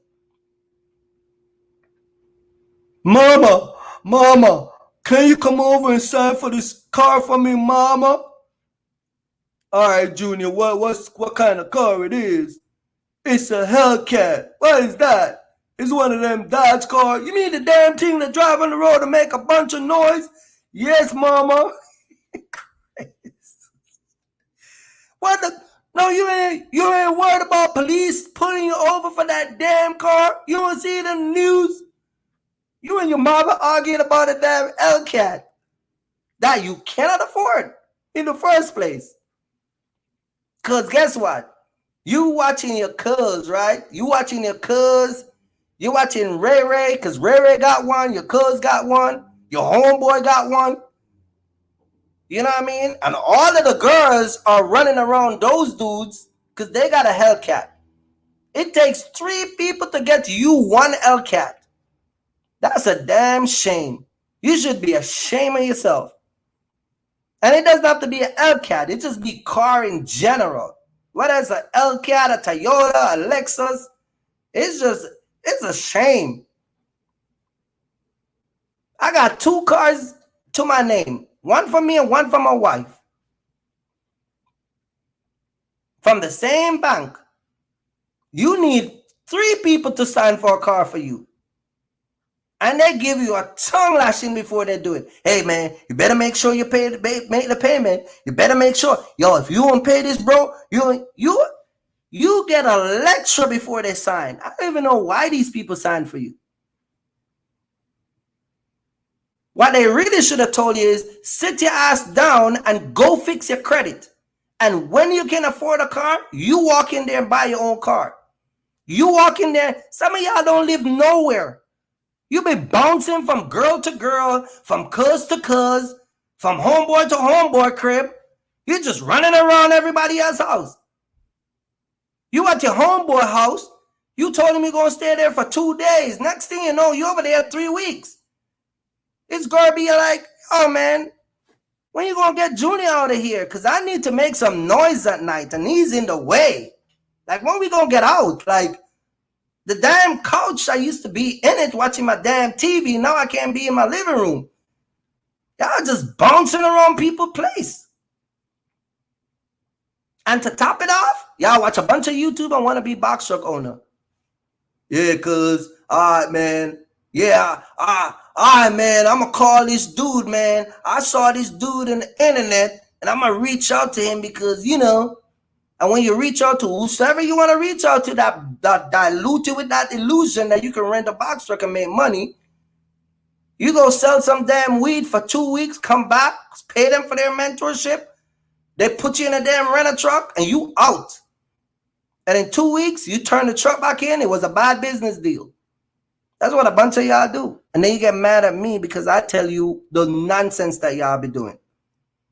Can't be doing that. You get what I'm saying? Fix the credit. You have to fix the credit. Listen, you sit down. Some of y'all be doing some of y'all be sleeping at your cousin crib, your girl, your sister. You a big grown 35-year-old man. Still living with your mama. Still calling your mama for a damn cosign on a car. You have to be ashamed of yourself. And this video is not only, this live is not only for people that are just coming in the box truck space. It's just for people in general. It has nothing to do with business at some point, because the truth to be told, some of y'all just, it's bad. You understand that 44% of Americans are broke? 44% of y'all by Friday, your money run out already. 30% of black people don't build their credit. Don't build their credit. I have no credit. Listen. Then some of y'all say y'all don't want to get married. Y'all don't want to get no finance from no bank. But then when y'all come into this whole entire business aspect, y'all realize how important it is to have credit. Y'all realize that, wait a minute, I can't be doing this. I got to get credit. I got to build my credit up, because finance company does not care about your cash. What did I tell you guys all the time? History is best qualified when it's documented. And if you don't have a history of doing business, nobody will give you anything. And at some point, you're going to want to grow bigger and bigger and bigger, even if it's with one fleet or two trucks. You're going to want to go from box truck to box truck to box truck, from driver to driver to driver. You get what I'm saying? But a bunch of y'all just, you got to cut that out. This is why most people who come from other country, they run around a bunch of y'all over here. We just run around y'all. Yeah, we do it all the time. We drivel around you. We just, let me tell you something, what I told a guy years ago. I came to America and I came with a basketball. I just drivel around a lot of people. I just made my move, boom, boom, boom, boom, boom, boom, boom, boom. And by the time I reach the goal, ain't nobody there. So I just shoot it in. That's why I told y'all a lot of time. I would be in a room with 5 Americans and only one of us will come out with them. I will come out with one single American. One will tell you that his girl is complaining, that his and my girl keep complaining, man. One will tell you that the work is too hard, it's too much driving. One will tell you that, man, I got to do this, I got to do that, and I don't think it's going to work. And then another one will just quit with no explanation. He'll just leave, turn his phone off, and even the last paycheck he'll leave with you. This is why when I drivel and I reach at to shoot, I look around and nobody there. The dude that was coming, I shoot and already shoot it in. And guess what? He was there to catch the ball. A lot of people, you gotta change that mindset. You gotta change that. You gotta change that, because if y'all want to come into this business aspect and this box truck business and just make money in general, some of y'all run around talking about y'all got multiple streams of income. What does that mean? Y'all got multiple streams. Some of y'all run around talking about y'all got 6-figure. Oh, that's the best one I've heard. How much you make last year? Yeah, I drive for Prime Transportation as a contractor and I get $102,000. Right. And how much you rent? How much you lease the truck for? Yeah, the whole year you spend $38,000 to lease their truck. Then you spend another 40 grand in gas. That's 70,000, 70 and change. Then you turn around between hotel and gas and all the other stuff. You spend another 20 grand. So you walk away with about 15 to 20,000. And you walk around telling people you make 6-figure. No, you don't. You're a liar. Let me explain this to you again. I've said it many times. If you still get child tax credit, if they still give you money from your babies, whether it's be 1 or 2, if they cut you a tax return for your child income credit, you do not make 6 figure. So all them girls and people you'll be fooling, I just let the secret out. You ain't making no damn 6 figure, man. 6 figure is when your net is 102 after all the expense. When you got to pay the IRS over 10, 15, or 20 grand or 30 grand, depending on the figure, the net figure, that's when you're making 6 figure. When you got to pay the government money, that's when you're making 6 figure. When you get money from the government, you ain't making crap. So stop running around telling people that. Talking about you're driving for some so-called company making 6 figure. You ain't making crap, bro. Stop telling people that. You got 2 kids that you can't wait for the end of the year to file tax to buy a damn Honda card. You know you're lying. Then you run around talking about you got multiple stream of income. What does that mean? Because you drive a truck, then you into Bitcoin or crypto coin or cryptocurrency, you into stocks, you make $500 a week or a month in stocks. Then you got your cousin that have a juice shop that you pay for the bottle and he give you $200 a month. So you get $700. Y'all say you got residual income. And then you put all of that together and walk around telling people you got multiple stream of income. You are such a diluted, delusional fool. And then on top of that, you got bad credit. Or no credit. I tell you, boy, only in America this nonsense work. And this conversation go for men and women. Don't think I'm talking to a particular type of person. I'm talking to men and women. Because some of you women are just as bad as the man, even worse. Because you got a cute face and a nice little body, and you drive a Honda, and guys be hitting up in a DM, you run around thinking you somebody. Yeah, look at me, girl, doing your hot girl summer. But then you got bad credit. You got bad credit. What's going on, Mr. Young? Got bad credit. Ain't nobody gonna trust you nothing. You got bad credit, your boyfriend got bad credit, and your sister got bad credit. You got bad credit, your husband got bad credit. Your husband, brother got. Do you understand that most black, let me tell you this. This is not even funny, but listen to this, right? About a year ago, they did a survey, and all the people that get locked up, and they did a survey. And this was between black, white, Hispanic, and whatever, right? Out of New Jersey, just in New Jersey, just the state of New Jersey, they did it in New Jersey, Pennsylvania, New York, Bronx, Brooklyn, the whole shebang, right? Just in New Jersey, in Newark, they not even go to the state of New Jersey. They just do New Jersey. In Newark, they said that a person that is being arrested for a petty offense. You know what a petty offense is? Walking in public, either you're walking in public, doing something that you're not supposed to do, something minor, right?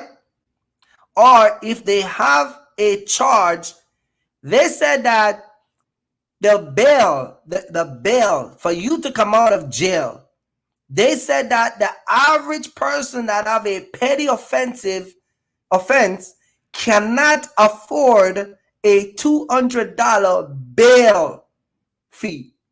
That's how broke some of y'all are. And the reason why they bring that up, they said that they cannot afford a $200 bail fee. Listen, let me drop the bombshell. They said that you can't afford it, that is locked up, which means the person that is locked up. Then they said that the person, mama, sister, brother, or whosoever related to them can't even afford to get them out of jail. Some of y'all so broke, y'all can't even get your truck tire out of the damn tire shop. Crazy.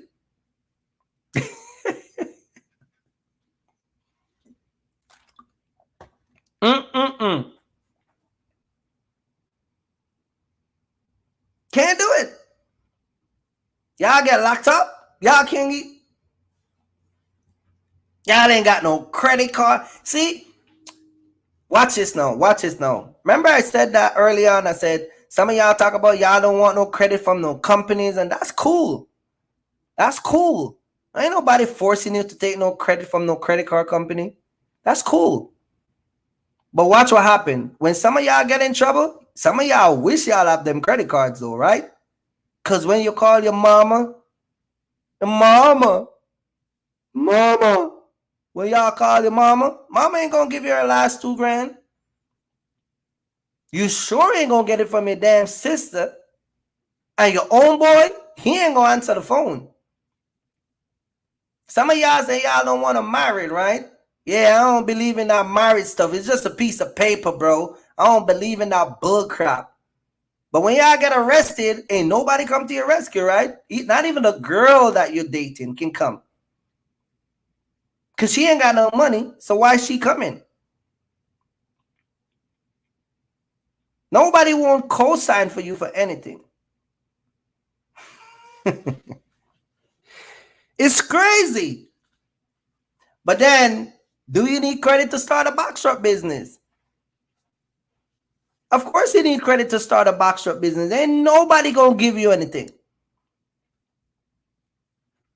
This is why a flood of people run to that rental stuff.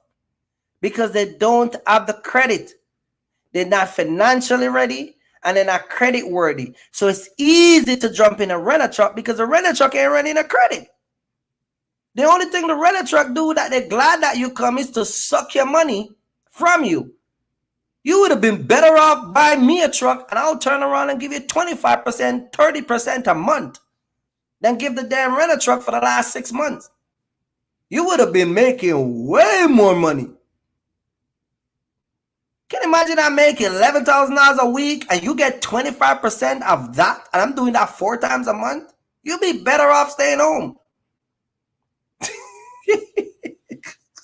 And use the money that you get from profit, fix the damn credit. The baby can't even get no damn credit. You got, listen, and listen, some of y'all have this bad thing where you got bad credit, your wife got bad credit, and you use the baby social to go get phones. Stop do that. Stop use your baby social security number to go get phones. It's illegal. Only an 18-year-old can sign a contract. Stop lying the application. And then some of y'all, everybody has got to get something for you. You got to get an apartment in your daughter's name. You got to get an apartment in your son's name. You got to get an apartment in your mama's name. They don't want to see your income. Some of y'all, you apply for an apartment, they deny you. Your wife applied, they deny her. Both of y'all applied, they deny both of y'all. It's crazy. Make this stuff up is impossible. Hey, I'm just Kirky Fresh. Do whatever you want to do, man. It's your life. You live with the consequences. I'm in Florida enjoying the sunshine. Eating me some jerk chicken. I ain't worried about all this stuff a lot of people worry about. Tomorrow's Monday. I got 3 stops. We're going done by 1 o'clock. That's what I'm going to do. I'm going to be $5,600 richer. Keep getting mad at me. Keep getting upset at me.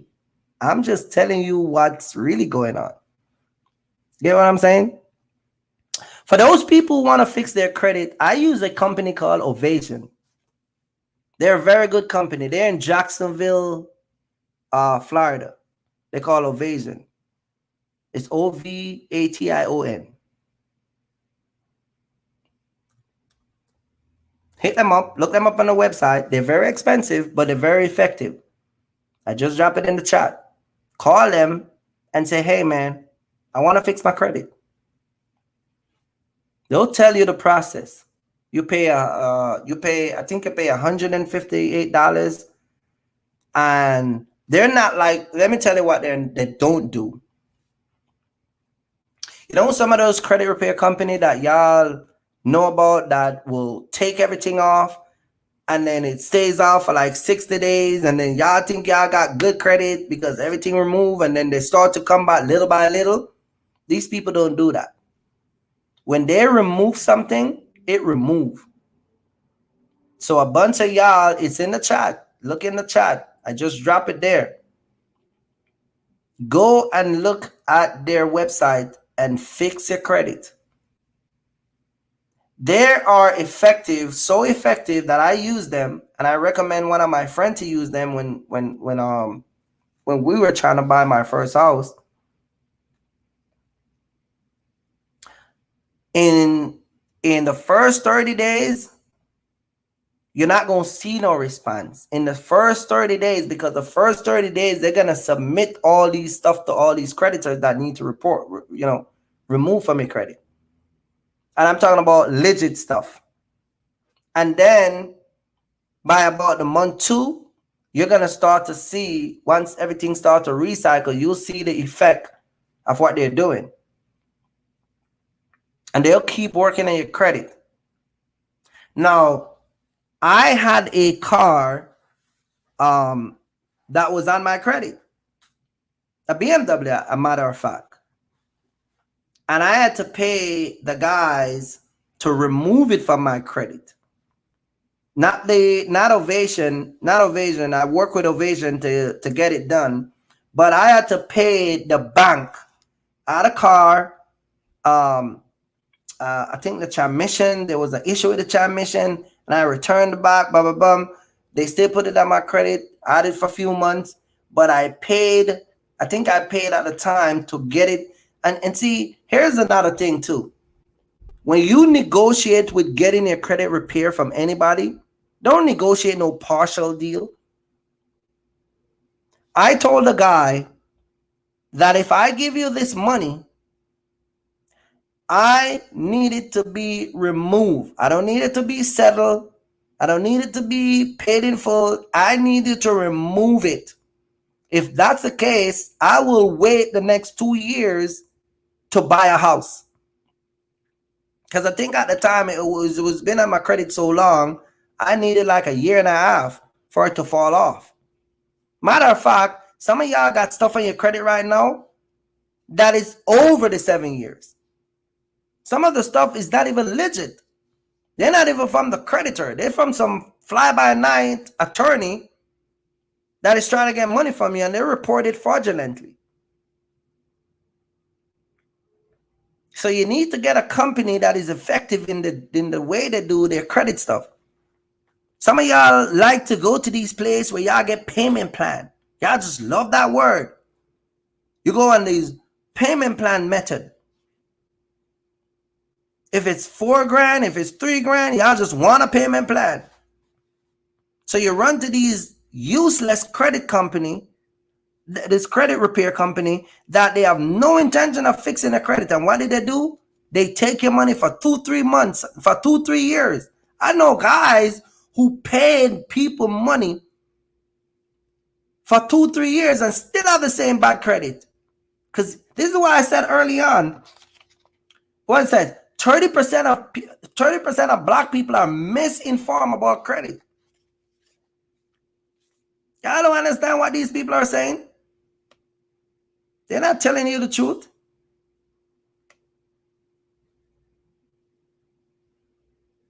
And so I negotiate with the guy. I personally call the bank and I said, look, if I pay this debt, you got to take it out of my credit. And not only that, he said that he's going to take it off. I let him send me an email and a letter stating that once he received that money, he's going to take it off. And so I don't have to deal with that on my credit. Come on, guys. A lot of you people got to stop this nonsense. Leave the pretty girls alone, man. Listen, you know what I like about life? Certain things will never change. Certain things will never change. 5 years later, them Instagram girl is gonna still be there. You busy distracted now. Build your business up.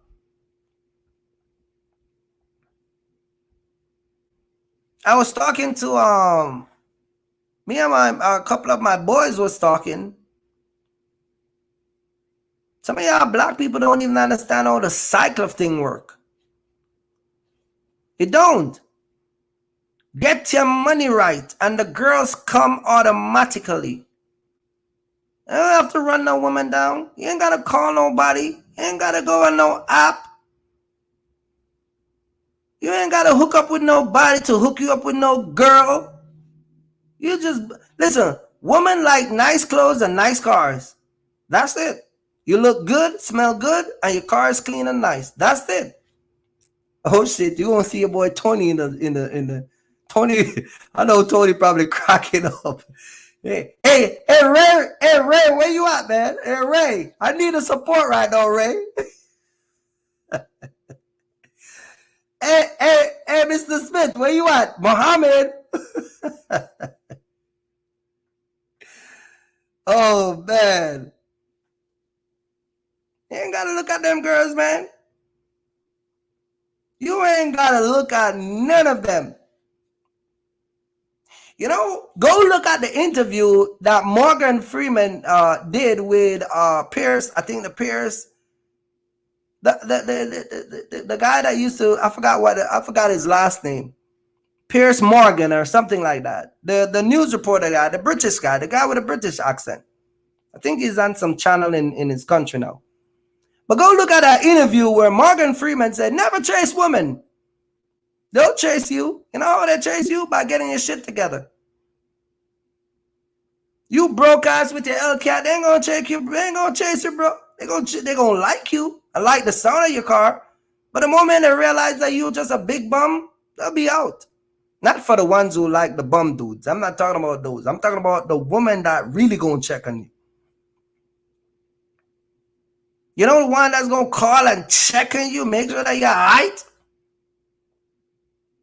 When we was running in the streets, man, that's what happened, man. We put all that stuff away now.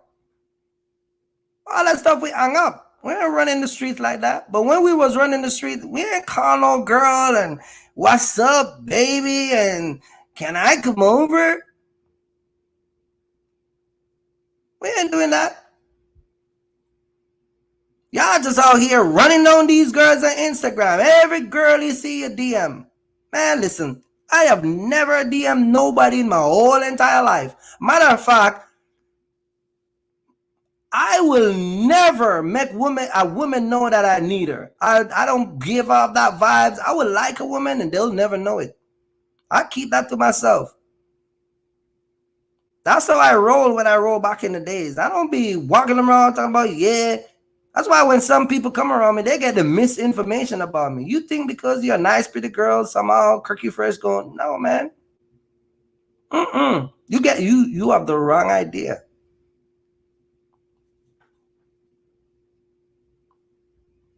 You gotta come with more than just looking at pretty looks. Pretty looks don't move me. You see my wife and my daughter? They're cute, right?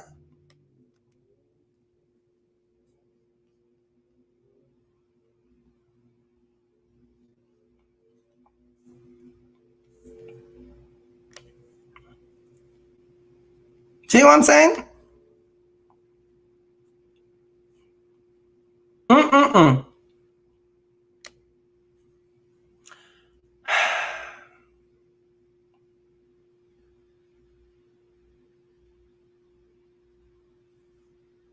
What I'm gonna do with these guys?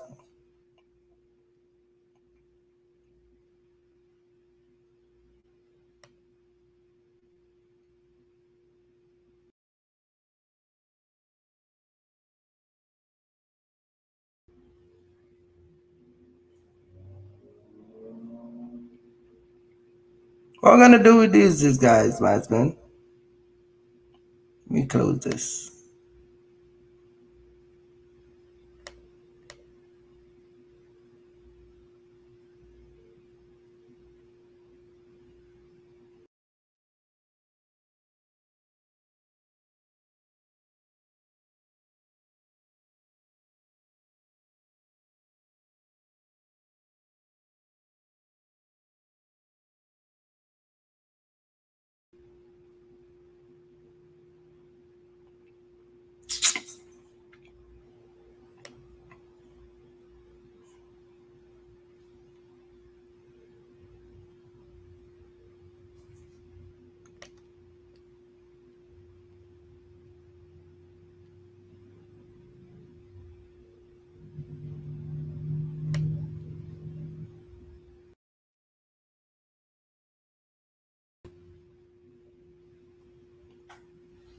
Craziness.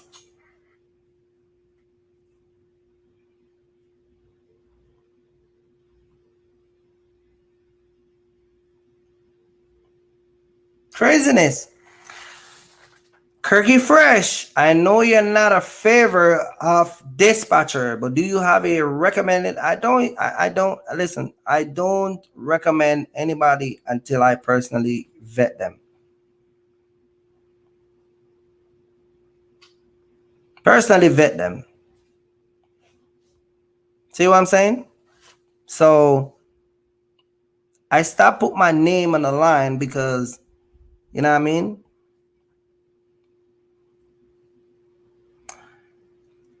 KNA Logistic, if you get the proper training, man, if you get the proper training and you understand this whole box truck game, you don't even need a dispatcher. You get what I'm saying? It's not that technical. So you don't even need that dispatcher. I'm gonna drop the link, man, and but yeah, let's talk about it. Fix your credit. You need credit for your box truck business, fix your credit. Stop running down them girls. Hit the like button, man. When you come in the chat, in the live, hit the like button.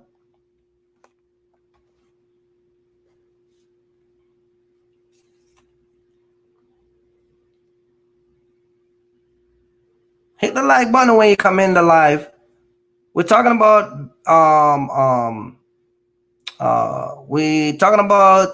getting your credit together.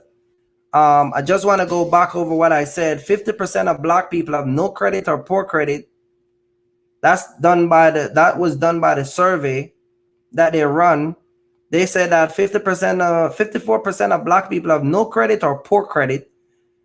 All right. And the average black person within that 50% have a credit score between 300 and 640. Then they go on to say that 44% of Americans, mean black, white, Hispanic, and so forth, has no money before they buy the next paycheck. 30% of black people never build their credit. And 30% of black people are misinformed about credit. Right? Then they go on to say that in the pandemic, in 2019, the first quarter of 2019, there has been a decline of 40.6% of black people owning homes. In the same sense, between 2016, between 2016, that was way before the pandemic. Between 2016 and 2020, even in the pandemic that we had, white people ownership for house are 30% higher. You know what is also high within those 2 years? Let me show you something. Bunch of y'all don't even get mad at me when I say this. I'm gonna go back. I'm gonna bring y'all back to memory lane. Let's look at this statistic. Let's look at this statistics again. In 2019, right? In 2019, the first quarter, the first 4 months, that's what it means. 40.6% of black people did not buy houses. They didn't own houses. The 40% of them, so there's 100%. So 40% of them never own a house. You know what they do though? In the same year that they weren't buying houses, you know what they were buying? Damn Hellcat. That was the Hellcat era. Remember when them Hellcat was blowing all over the place? In music videos, running around from cops, doing a bunch of stuff. But between 2016 and 2020, white people not buying Hellcat. They were owning house 30% higher than black folks. You know what happened in 2019 too? Oh crap, they're gonna get mad for this one. This the one that's gonna tip it off. They're gonna get real upset for this. You know what happened in 2019? A bunch of YouTube trick y'all into renting box truck and y'all lose thousands of dollars. Oh yeah. Remember the height of the box truck game? With all those YouTubers. Remember them YouTubers who used to be out here? They were just lovely. They were like, look at me, man. I'm in the truck. You want to say hi to my girl? She's right here. Say hi, baby. Say hi. Remember those YouTubers? That was 2019, right? Moving into 2020. Or it was 2021. I think it was 2021, the height. So I think, my mistake, I think it was 2021, the height of the box truck game. Not 2019. 2019 was the pandemic. So in 2020, or 2021, we had a bunch of box truck YouTubers come out. Remember that? In 2020, we had a bunch of box truck YouTubers, but in 2020, in the pandemic, while a bunch of y'all was being fed to rent box trucks, white people was owning house 30% higher than black folks. Y'all remember that? Oh, they don't like the truth. They don't like the truth. They don't like the truth. So y'all, between 2019 and 2020, y'all own a bunch of Hellcat. Y'all own the Demon Hellcat. Y'all own the Scat Pack, the wide body. Y'all own the whole shebang. Y'all dump thousands of dollars in them Hellcat. There's a bunch of YouTubers. There's a couple YouTubers who teach a box truck game that got Hellcat too. Y'all see them? You don't see them with semi. You see them with damn Hellcat though. They don't even own a box truck, but they got a Hellcat. Tell me if I'm lying. Tell me if I'm lying. Can somebody drop in the comment section that I'm lying? There is quite a few YouTubers who was renting box truck or did not own their trucks or didn't even own a new truck, but they got a damn new, brand new Hellcat. This is why I said in one of my videos, some of y'all car payment is more expensive than your truck payment. Some of y'all coming out here buying old trucks, but your car is way expensive than your truck.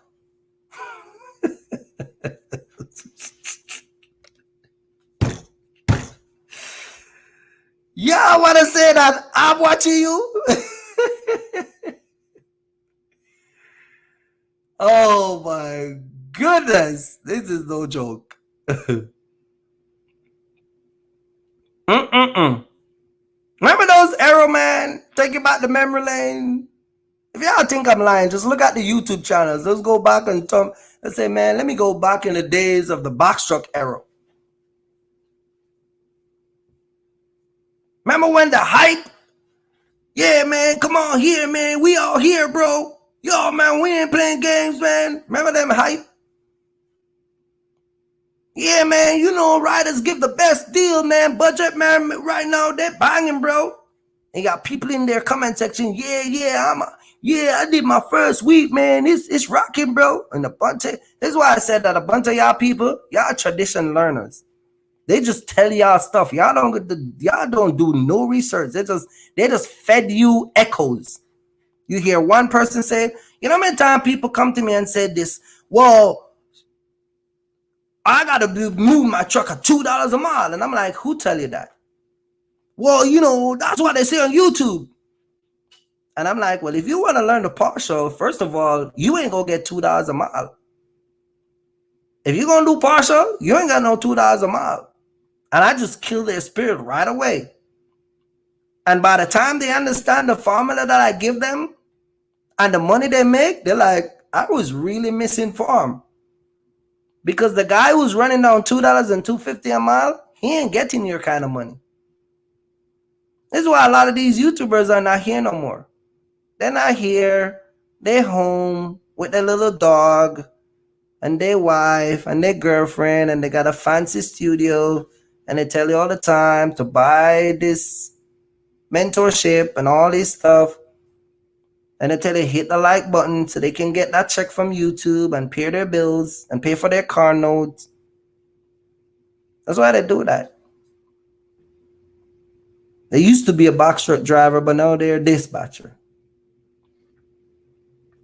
They're a dispatcher.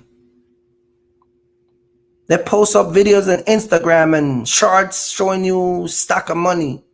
Look at me, cuz. Do you really make that from dispatching, or you just make it from lying to the people and rip them off? Which one is it? See what I'm saying?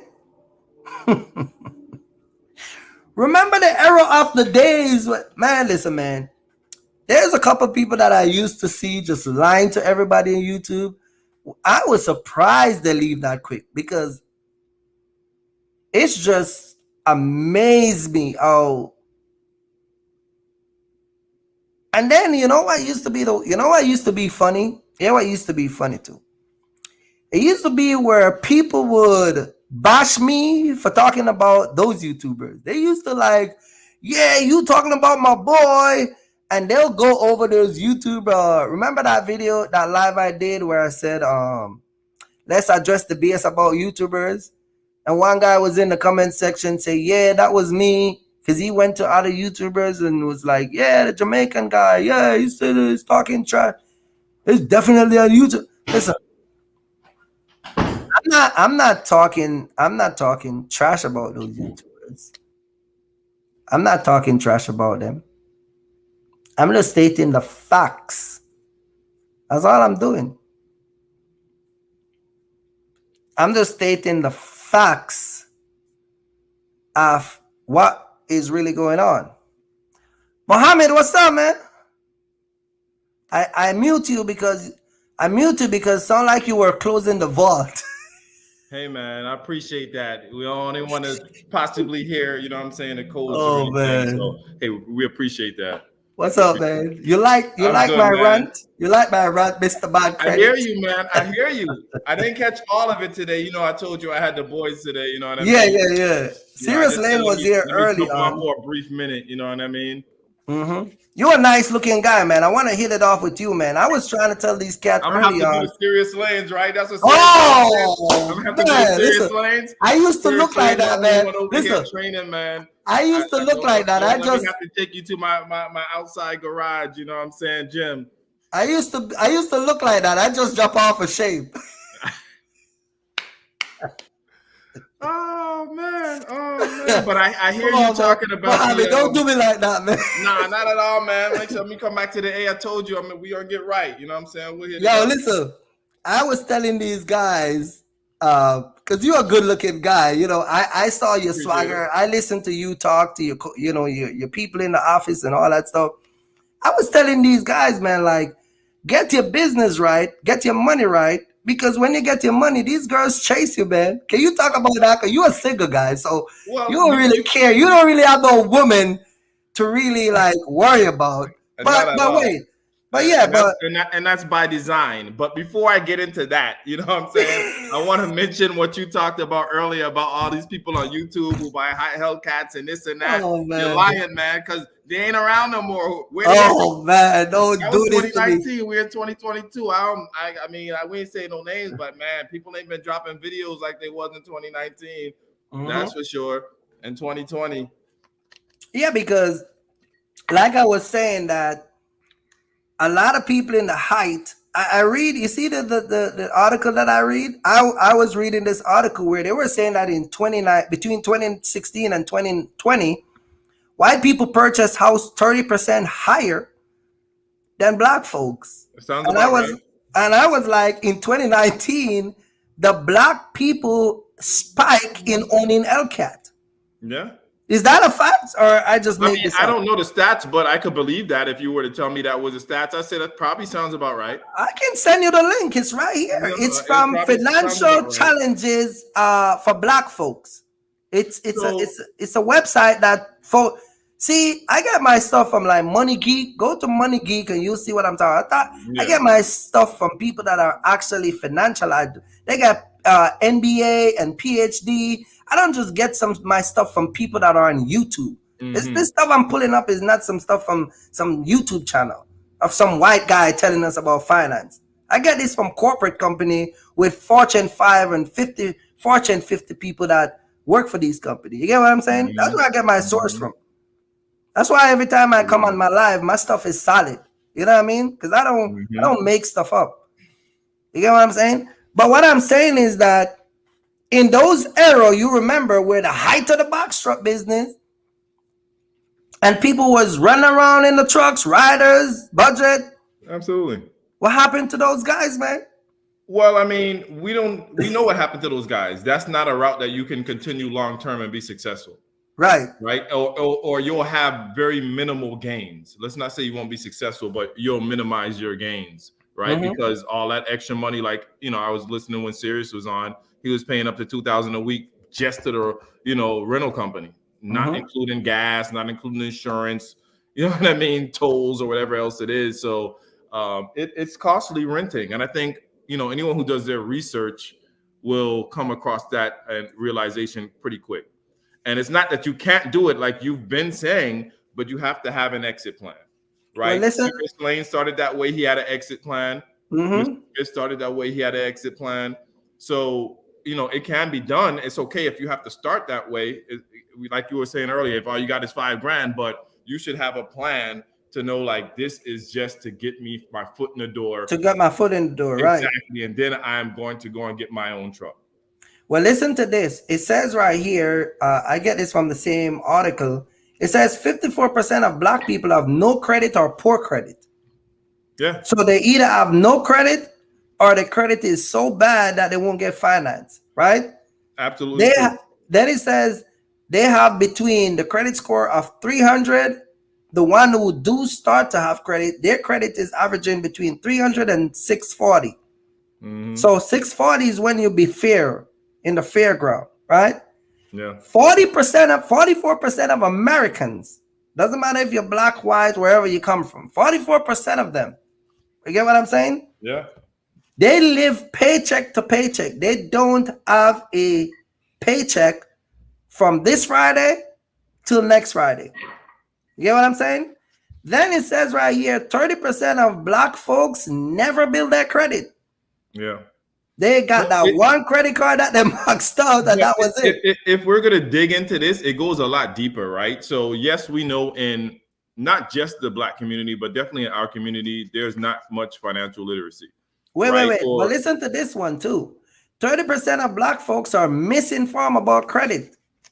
Exactly. Same thing. So this is things that, like parents weren't teaching their kids. It's not being taught in school, in most schools, definitely in public schools, they're not teaching financial literacy, or credit or things of that nature. People get credit cards, and I've seen the two types. They get the credit card, they think they got free money, they run it up. Next year, they're in debt.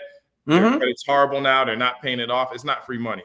And then there's others who just not even aware of it, don't even, they don't even think, hey, I could use this to help me move forward easier, right? There's a such thing as good debt. right? But people, again, that's a whole nother conversation. But there are people who just aren't educated on it. I know a gentleman who's close to 50, and he's just getting his very first credit card, and it is a what do you call it again? I think it's an insured credit card where you have to give them you put $300. Yeah, they don't trust you. Exactly, they'll basically use that because they don't trust you. So you have to. It's your money. It's your money. Then once you show consistency with that, then they will slowly start to increase your amount from 300 to 500 or from 500. So here what the trick with that. You gave them your money. This is how illiterate a lot of people are. Mm-hmm. You give them your it's a secure credit card. So you give them your $300 and then they turn around and said they're going to charge you 21% on top of your money for a piece of plastic they send you. Yeah. And a lot of people fall for that. Yeah. That's essentially what it is. I gave you 21%, 25%, 28% and something that I own. You get what I'm saying? Mm-hmm. And so a lot of folks got to understand. I remember when you were getting your box truck, I'm so happy you dropped in because I help you. I was running on the street doing my thing and I find the box truck that you have and I hit you up and I say, hey, jump on this. And you went through your old box truck thing with that lady. And you called me and you was like, yeah, I spoke to the lady. Boom. I got the truck. Yeah. And there's several reasons why. For one, I took action, right? Yeah. Immediately. That's one thing. A lot of people, it's great to do your research. It's great to make sure you're prepared. But if you ain't taking no action, right, it's really pointless. You know what I mean? Well, I went to school to get my class A. You called me almost every morning. Remember? Yeah, we were talking every morning. Hey, what's up, Mohammed? Boom, boom, boom. What's good? I'm over here driving a truck. And what did I always tell you? I even speak it in tongues before I get it. I said, Mohammed, when I'm done, I'm gonna get my truck. I'm gonna get my when I get my CDL. And didn't I waste any time? I literally walk out of. I get my CDL on a Thursday, and by I think it was by the Monday. Remember when I told you I'm going to Oklahoma City? It was damn near the same. It was instant. Instant. So like people are probably seeing you drop the videos recently, but you already got your truck. You've had already been got it. Yeah, it's just you're dropping videos now, but you already. You get what I'm saying? Running it. And so when I remember a guy asked me, he said, "Hey Kirk, who taught you to drive the semi? Like, how many weeks were you running with somebody?" And I'm like, I never run with nobody. Exactly. I literally teach myself how to drive that truck using my common sense. But the bigger picture is that I was trying to explain early on that not only that I go and get my CDL, but I was credit worthy. I was business worthy. Remember I told you, I put money down on my truck and I put money down on my trailer and I didn't have to. Yeah. Because one of the things I don't believe in is like if I buy a car, I don't believe in wrapping up the finance in the pay in the amount of the car. If the car is 10 grand and the finance make it 12, 13, I'm gonna pay the finance the taxes out of pocket. Mm-hmm. I'm not gonna wrap that up because that's more money. Mm-hmm. But the reason why I put down the money because of the extra stuff I told you, like I buy my warranty outright. Mm-hmm. I don't finance my warranty. You get what I'm saying? Because these things are added additional on top of the payment and make me lose money over a period of time. You see what I'm saying? So I pay for my warranty, I pay for this, I pay for that. So when time comes, I just owe for the truck itself. Mm-hmm. Same thing with the trailer. The guy said, look, 55,000. I said, I'll give you 25 or 24,000. I don't go to him and say, yeah, man, all right, wrap me up. No, I give him off the money. So off the truck is his. Off the trailer is mine and off is his. You get what I'm saying? Like, but what I'm trying to say is that not only people got to understand the finance, but you have to put yourself in a financial status to make those moves. Yeah, absolutely. And you run a corporation because you work for a big company. Mm-hmm. You deal with a lot of people. You get what I'm saying? Day in, day out. You get what I'm saying? And as a corporate manager, one of the responsibility that you have is to make sure that people are doing things in order. They're not just showing up at work and doing whatever they want to do. Absolutely. So that's why I try to tell people all the time, there's a way to do stuff. It's not just coming out here with a truck. You know, Absolutely. you go to finance a truck. I know people go to finance a truck, been in business for over 2 years. And the finance company said, look, we need to see 3 years tax return and 3-month bank statement. But that's exactly what they do when you're a new or young, you know what I'm saying, business. I went Right. My business is a couple years old, but even though I'm purchased a vehicle in my business name with my EIN and all that stuff, I still had to use my personal credit and my personal tax returns. They still asked me for my past 3 years of tax returns that I had to provide. So yes, everything was in order. There's like, oh, you're good to go, which I knew, I wasn't worried about that. Now everything is that I'm doing and I'm paying on is going to help continue to build, you know what I'm saying, my business credit. That's why you're at the point, you've been doing this for a while. You can go in and, you know, purchase those things because you've already established that business credit. Well, remember when I create an LLC, walk in a place tomorrow and think you're going to buy a place under that business, and buy a car or a truck or a house in that business name, just with your business information only. Right. It's not going to work. And see, that's what I was saying earlier. Like, I started my business years ago. And for the YouTubers, for the people who watch me, y'all remember when I came out, I had an older BMW. Y'all see when I changed that. That's a different credit. Then y'all see the truck. Remember that 2022 Eno? That was $98,000. And then I sell that. And then I purchase an even more expensive truck. So what I'm trying to teach people is not only that business, doing business and have the access to money, but how much are you getting? How much? This is why when some people go to finance, some people don't even understand how finance works. When some of y'all go to finance a truck and they told you got to come up with 15 and 20,000 down, that's because the bank put a cap on how much they're going to lend you. So they said, look, we will give Muhammad, based on his credit history and his business history, we're only going to give him 20%. You got to come out of your pocket with the other 10%, 15%. That's what Serious Lane was saying. That's because the finance company put a cap on you. And then you have a ridiculous interest rate. You have 25, 28.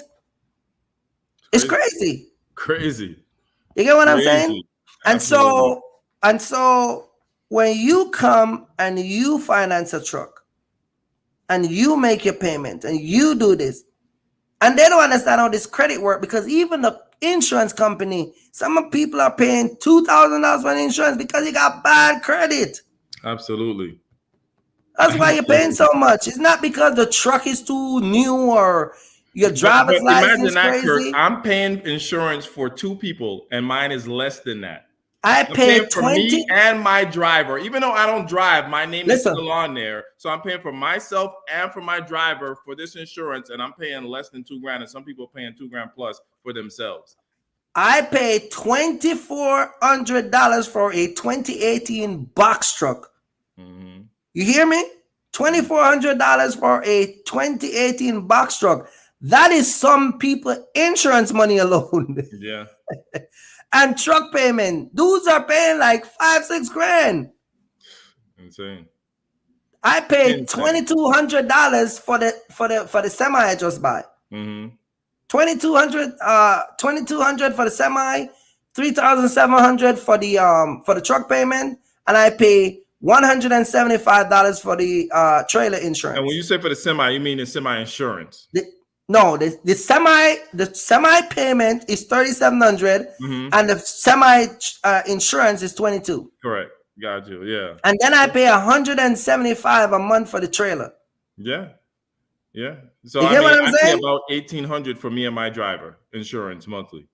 And and all of that money, I'm average right now. I got you total all that money. I got $5,600 on the trucks. I already got my truck insurance and trailer payment in one trip down to Florida. Isn't it lovely? But hey, we just stating the facts, guys. We stating the facts. You get what I'm saying? The facts that a bunch of people coming out here and they wanna act as if you gotta cut it out. Like, it's serious. Getting these business and getting these money is not a joke. It's not a joke, and it's not easy. It's work you have to put in. You know, whichever way you're doing it. If you're driving yourself, or if you're doing it where you have a driver and you're not driving, right? You still have to do your due diligence. You still have to put in your work. You have to be prepared for when things don't go right, because that will happen. Whether it be with your truck breaking down, your driver just having issues, personal issues that's affecting, you know, him running the truck, of course, issues with brokers. Like, I had an issue recently yesterday. I'm sorry, what's today? Sunday, Friday. You know, my driver went to go pick up 2 loads, and at his first stop, you know what I mean? The people that were just acting a fool. I mean, acting a fool where he felt like he's had to defend himself and fight. Whereas, like, hey, just jump in the truck, go to the gas station, let's call a broker, see what happened. You know what? We'll cancel that load and move on to the next one. Like, we're not going, you know, these are just things that are part of the industry. Right. It's part of the business. You're going to run into some people who are a-holes. You're going to run into some people who are nice. You're going to run into, you know, trouble with your vehicle. You're going on a road. You have to expect that if you're getting anything fixed, you're going to have to pay more. That's just how it is. I'm on the road. I realize they charge me $100 more for oil changes than I do when I'm home. But on the road, what I'm gonna do? Not get the oil change and risk even more stuff happening? That's something a cost I'm just gonna have to eat because we're on the road. Yeah, and like we were talking. Me and you talk about this all the time. Like, making money is not that complicated. No, it's not. You know what I mean? It's not that complicated, but a lot of people don't want to put in the work. In 2000 and was it 2000? I think it was 2018 or 2018 or 2017. I had a buddy who came in the box truck industry. I trained him and everything, and dude did well for himself. In the same year, we were getting all these contracts from Home Depot, and a lot of us make a lot of money out of this old box truck thing. My wife could tell you, in 2017, when I was working local, I had a DSW. We had a DSW contract where I was making. How much was I making? Damn, I forgot the amount that we were making. But listen to this: I would pick up the load at 5 in the morning, and by 11 o'clock, I did 4 stores. It was crazy amount of money I was making locally in 2017, $6,000 to $7,000 locally in a box truck. Yeah, because I had 2 routes. You know what I mean?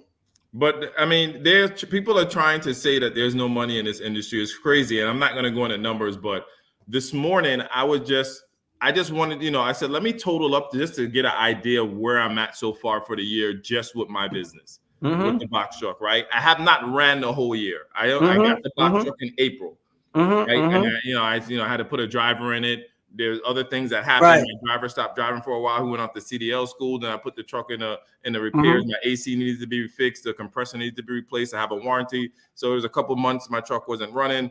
But I just calculated the few months that I did run. I'm not going to go into numbers, Kirk. We'll talk offline. But I've made more than what most of American salaries are. Oh, yeah. If you listen to Kevo Samuels and you hear what the average, where the true, you can say it, we're the true I value man. It's crazy. I haven't even put 100% of my time and effort into this business. I'm working to get things autopilot right now. Right. But I was like, I didn't know that I made that amount already. And of course, I'm talking gross, but still even net. I'm like, and it's not over yet. And I didn't even do a. My wife doesn't like when I said that I'm an I value, but she gets upset. Who, your wife? And she should be loving that. She should be like, damn right. She don't really a big fan of Kevin Samuel because she thinks he encouraged us to cheat. We exercise our options. Oh man. Let's circle right back to what you was trying to get me to talk about as soon as I jumped on. Right. But I was saying that back in the days when I used to run the street, I don't be running down girls, man. The girls, they like fast cars, they like cute, nice dressed guys and smell good. And you know, you ain't gotta, you get the money in the car, you ain't gotta look. Listen, me and you meet up. Tell these guys, me and you meet up the first time we meet up, and the girl goes nuts because of how we treat them. Yeah. Matter of fact, you gave the girl a $75 tip. She was blown away. She was like, she said she had a heart attack when Muhammad gave her, man. And this guy's a player. Muhammad was like, Kirk, you're telling too much, man. No, man, we have to drop the game on them because you said to her, how much do you want? How much do you want? What do you say? How much do you want for tip? Like how much? Yeah, she want?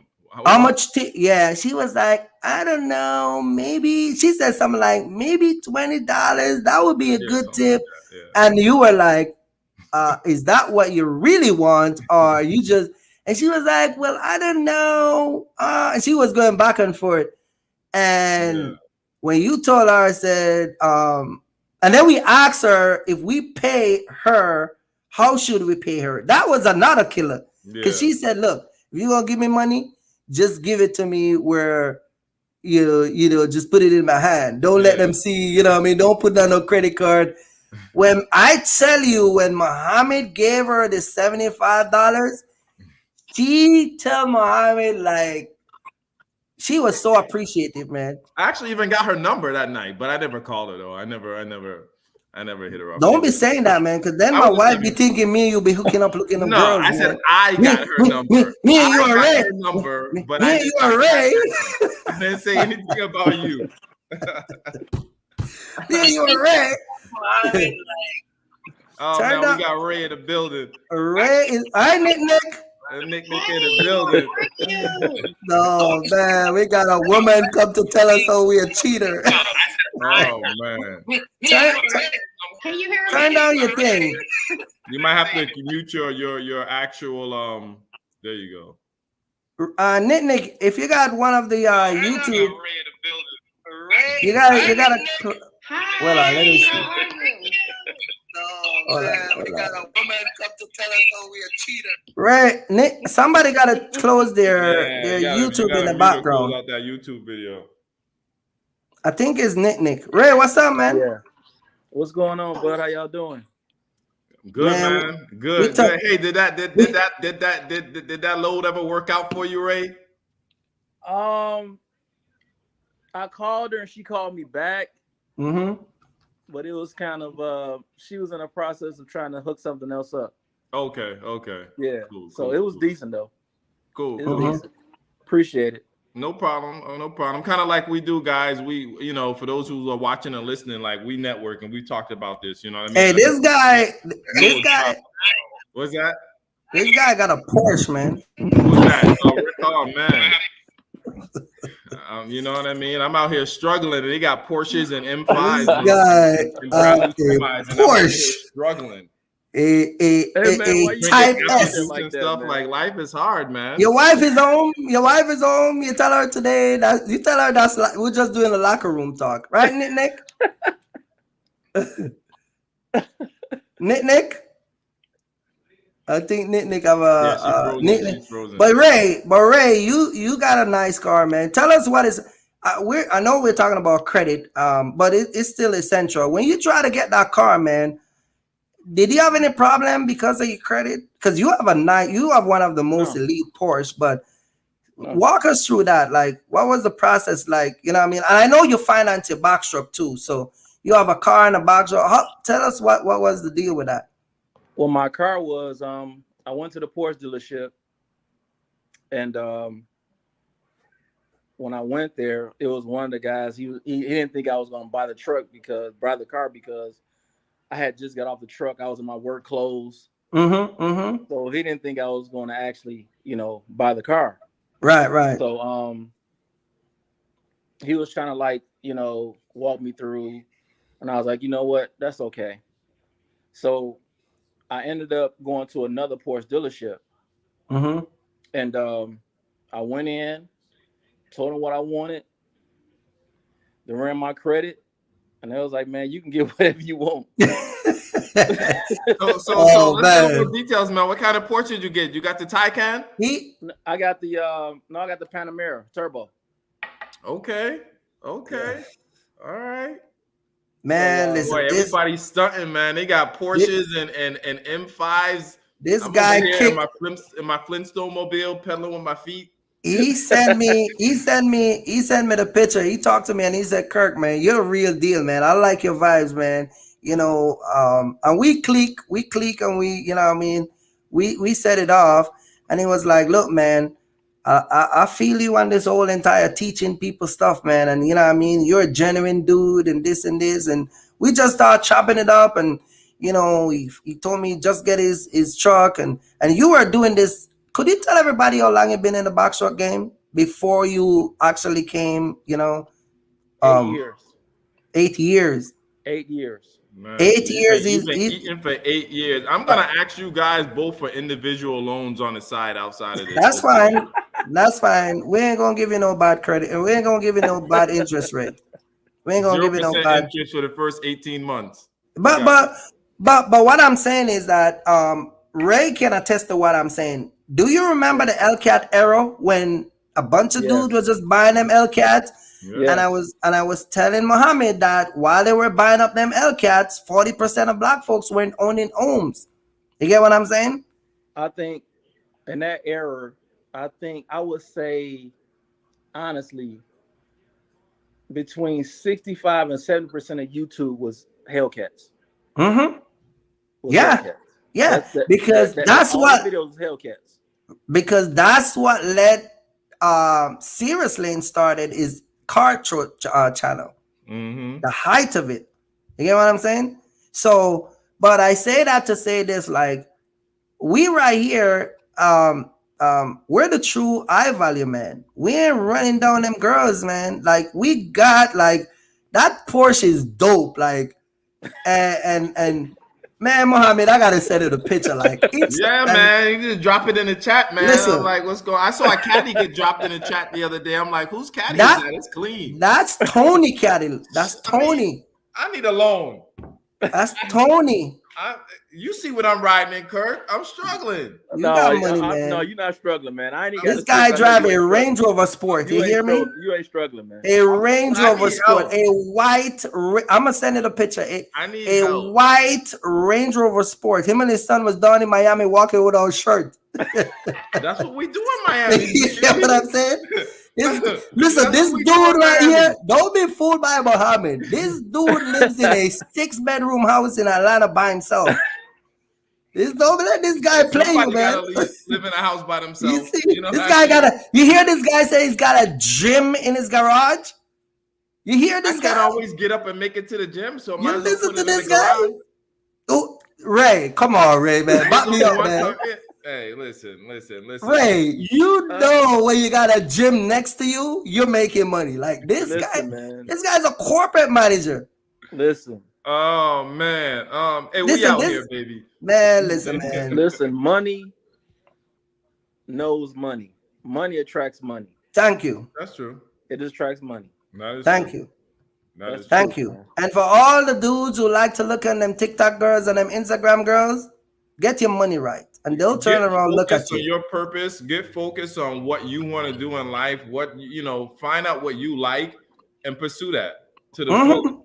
You know what I mean? And get successful. And as Kirk has said, once you get successful, it's game on. You don't even gotta try. Like, listen, I'm not saying that's what we out here doing. That's not what I'm saying. We're not saying me, Ray, Tony, Muhammad. That's not what we're not. I'm single, baby. I'm out here. But I'm just saying that we're not out here, me, you, Mr. Smith, blah blah blah. Because 90% of the time we're talking about business and 95% of the time. Yeah, we're just talking about business and what we're gonna do and all that stuff. But what I'm trying to tell guys is that get your credit right, get your businesses in order. Put yourself in a position, not only women, but listen, I got police officer gave me a ticket and the judge called me and do the whole conversation with the hearing in his private office, him and his personal assistant. You get what I'm saying? Over the phone. Like, people will take you serious because your tone different, you act different, you talk different. That's why I told people all the time, like, some of y'all would never talk to some people because it's a different element, a different elevation. You get what I'm saying? The dude at Home Depot that you be cousin with, you go there and talk to that manager, it's a different thing. But I think it's also it's different, Kirk, but it's also like, for instance, right? I know we talked about Kevin Samuels earlier. I'm going to bring it back to that. The first videos I ever saw of him, he was talking about your appearance and how you should dress. This is something I've really known and I do, but he talked about a study where a young man, you know, did the exact same thing and went to the exact same places. One day, dressed like a, you know, t-shirt, jeans, just looking like a regular street dude. You know what I mean? And how everyone interacted with him. And then the next day, he went dressed in a suit. And to those same places and those same things, and his interactions were totally different. He got so much more love and respect. People didn't even know it was the same guy, but the way they treated him was so much better. So what I'm trying to get at is basically, like, anytime I have any type of professional setting or event that I have to go to or do, or if I'm going to meet somebody new or networking, anything serious, like I'm like, this sound like, yo, I'm suited up. I'm suited up. I got a blazer on. You know what I mean? Like, I carry myself a certain way. And sometimes I go places and I'll see people or someone and say, well, why are you dressed like that? I'm like, this is how I move. This is how I move. So if you want to be in sneakers and jeans at this event, that's you. You know what I'm saying? But I got my blazer on. Depending on where it's at, it might be a tee or a collared shirt, my shoes, and jeans. But again, I'm gonna present myself a certain way because then people are gonna look at you a certain way. You're gonna be judged regardless. We judge every day. Anytime you see people on the street, whether you agree or think you do or don't, you're judging people on how they look, how they sound, how they smell, their acting. So you have to be aware of that when you put yourself out in the public, especially if you're going to interact. Let's say you're going to a bank to try and get a you know what I'm saying, a loan. Those little things matter. Believe it or not, managers have the power usually in most spaces to sign off on things, you know what I'm saying? Or there's little loopholes that they can do to work with you and things of that nature. But if you ain't carrying yourself right, they're not gonna go the extra mile to do something for you. They're like, nah, I can't put my trust in this guy. It might come back and hurt me. Right. And me and my wife went out one time. My wife, she dresses like a damn super, like, she wears some stuff is like, it's like unique. Even my daughter, I think, get that from her. Like, they be wearing, like, my wife don't follow trend. Like, doesn't, like, my wife have some dress, like, so we went to this, I forgot, we went somewhere that was very important. We had an appointment and we go there. And I kid you not, from the security that scanned us and let us in, even to the lady in the interview room that we were talking to, that we had a meeting with, the lady said, I gotta tell you, your dress is fabulous. You get what I'm saying? And so every time I come and I try to tell guys, stop do this, stop do that, and I always bring up your woman, because the woman does represent is a part of you. I talk about your girlfriend, I talk about your wife. Some of y'all get offended. But your girl, your wife, your sister, your cousin, whoever it is, they represent you in any indulge that you're gonna do that's gonna attach to your name. You get what I'm saying? And so it's so important to have these conversations where you not only look apart. This is why I said all the time, some of y'all would never talk to certain people. You'll never hang around certain people. Ray know what I'm talking about. He's been in business for 8 years. He's been running over contract after contract. He knows what I'm talking about. Muhammad know what I'm talking about. He's a corporate guy. Nick know what I'm talking about. She runs a corporate office. Right, Nick? Absolutely. There she go. There you go. So what do you think about this whole entire culture not paying attention to their credit, running down women, running around in these nicey Hellcat. I just wanted to address something. Yeah. I wanted to address some things, and I just wanted to put it out there because this is a very good subject that that needs to be talked about with us. Of course, people don't understand the importance of credit, period. You know, and so they jump to forget about the personal and they go straight to business credit and not understanding the personal side. So, how are you able to jump into the business side of credit if you're don't know how to handle the personal side of credit? And you need to know what's going on. It's a lot of, like you said earlier, there's a lot of credit companies out there. They are charging people an arm and a leg to fix their credit. But you, as an individual, should want to know what's going on with your credit yourself by educating yourself or going to someone asking for help to teach you to get a better understanding of credit. Because whether you guys know or not, we have laws. There are a lot of resources out there. You have the library, you have Google. There is no excuse for you not to know about your credit. Everybody have rights and laws that they have to abide by. This is a good book to go by. And I'm telling you, you can get deleted off your credit report that should not be on your credit report. There are laws that say, and one that talks about the protection of identity protection, how the third party is not supposed to be contacting you, trying to get you to pay a past due balance. This book also talks about the bank. Everybody's relying on the bank. Well, banks are crooked too sometimes. You need to know your laws dealing with the bank. So that's why I want to address some of the things, because it's very important that you understand credit yourself, where you don't have to pay other people.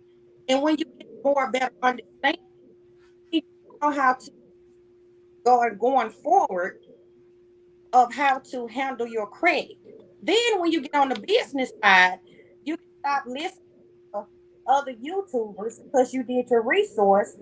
And I hear people talking about tier 1, tier 2, tier 3. Look, listen, if you got good personal credit, you do not have to go tier 1, start to every basis with everybody talking about Uline. Thank you. Look, if your credit much, then you're going straight to tier 4. You applying for the big boy card. But they don't have one to begin with. So 4 is like you telling them to put on 4. They don't even, like I just read it. I just said it right here. It says 30% of Black American they're misinformed about credit, and the same 30% never build credit. So if you're misinformed about credit, that means that you're not at no tier. And if you're never build it, you definitely don't have it, right? Then he says 54% of Black folks got no credit or poor credit. So that's no tier at all. And I'm happy you bring up that tier thing, because getting a semi, you can't get that with a tier 1, tier 2, or a tier 3. You get what I'm saying? And what a lot of people don't understand is getting at those tier, and not only getting it, but stay there. It's why when YouTubers make video talking about, I buy a car with my credit. Yeah, you do. You do buy a car with your credit. But they might just give you that car. But can you go tomorrow and buy a $200,000 semi? That's when we know if you really got credit. You get what I'm saying? And so people are just being misinformed. And that's why I call the University of YouTube, because every time I do a live or do a video, you will always find some people come and try to debunk what I said. Listen, people have different levels of credit. And some people who are trying to come into this boxshop business will never get it with the credit that you have. It's not going to happen. This is why it was so easy for a lot of people jump into the rental sector, because they don't even run a credit. They don't run a credit. The only person running credit was the insurance company. If riders listen, and you guys can attest to this. If riders was supposed to run a some of y'all credit, half of y'all wouldn't be out here. Right off the bat, they would have been like, nope, you're not even credit worthy. We ain't gonna put you in none of our trucks. You lucky they give you a pass. This is why some of you guys will pay $400 on a rental truck and then turn around and pay 15 cents a mile and pay $3,000 for insurance. But if the rental truck was running a credit like the insurance company, y'all would be out of business, just like a bunch of people out of business. Y'all would even make it in the business. Period. So let's just be truthful, because the end of the day, that's why I come on this thing and I don't be sugarcoating anything. Volvo, Toyota, Hitachi, Mack. You go to a car dealership and you apply for a damn Honda Civic at $15,000, you and your girlfriend, and they deny you. Your credit bad, her credit bad, your wife credit bad. You gotta call mama. Like I said, mama, come and co-sign for me, mama. Because Keisha can't help me, mama. And they still give you a high interest rate with your mama. I don't know, man. Make it make sense. Make it make sense. I don't know, guys. Hey, listen, Kirk. I jumped on just to say what's up, man. It's time for me to bounce. I got some things to do. No problem, man. But it was great catching up. Ray, Nick. Until next time. Appreciate it, Mohammed. Yeah, sir. Man. All right, Mr. Guy, rich guy. But you get what I'm saying, right? Yeah. It's crazy. And you brought that up, and I don't know if a lot of people know this or not, but I recently found out that in Seattle, Washington, they're starting this now. In order to rent from Ryder, Penske, Enterprise, even Budget, you have to have an Amazon account. You have to be on Amazon Relay. Amazon main hub is in Seattle, Washington. Right. They're starting that there. They just one of the guys that I know told me this about 2 weeks ago. So that's going to force a lot of people out of business who's renting trucks. Right. A lot of people. I always say this, that the black community does not want to take accountability for anything. They don't want to be responsible for anything. This is why when YouTubers said that, oh, just go get a box truck and you ain't got to pay for maintenance and all this other stuff, it's a bunch of baloney. The white man rip you off using a black man to do it. That's all they do. You get what I'm saying? This is why, you know, when I come on YouTube, and like we talk all the time, notice those same people who are telling you to go get trucks, they're not even in a truck. They used to be in a truck. Some of them don't even in a truck, period, from the get-go. They just wishy-washy in a truck. One day they in, another day they come out. You get what I'm saying? And then they're the same one on the same token trying to advise you on finance, and they're trying to advise you on credit, and they're trying to advise you how to build a business and how to grow your fleet. They got multiple videos about business, but they're not even out here.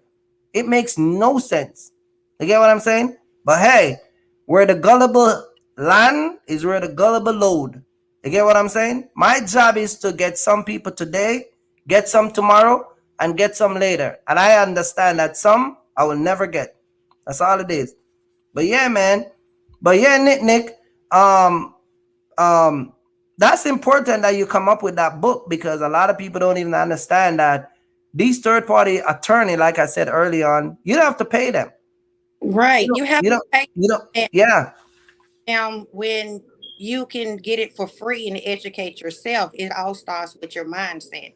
And book is like your second Bible. I mean, not only just this book, there are other creditor books out there that will help teach you and understand. Because there's a lot, like a lot of people, you will say they will have bad credit. Well, some of their credit can be past 7 years old, like you made the statement before. And the creditors, they're not going to do anything about it because they get paid to exactly have credit, shot to the curb. Right. Well, here it goes again.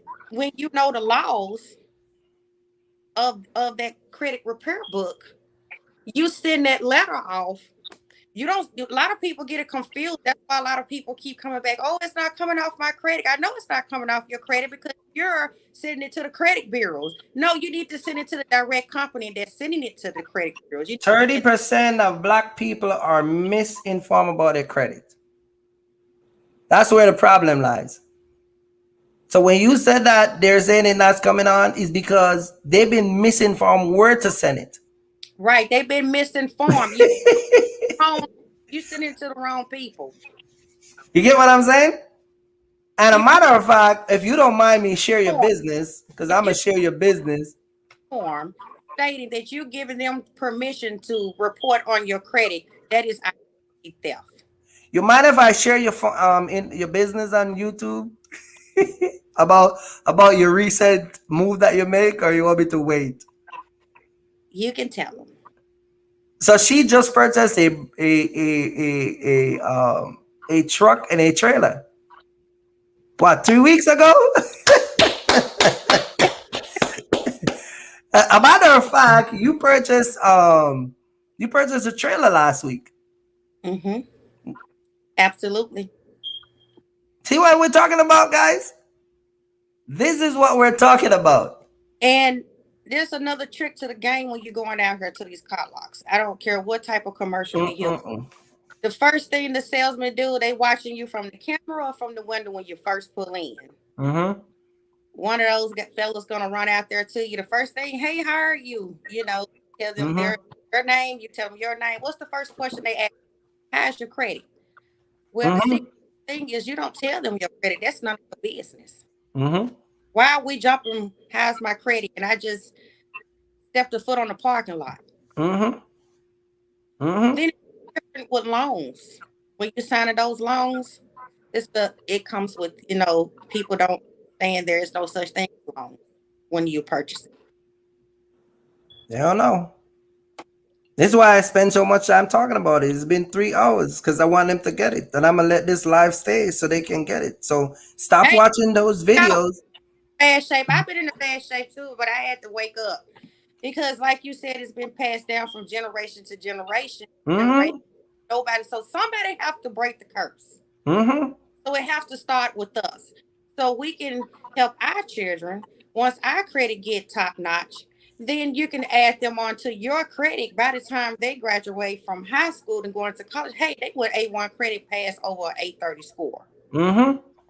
Matter of fact, I am going to let people see this live, and I hope people sit down and watch it, because here's the problem that I find in the community.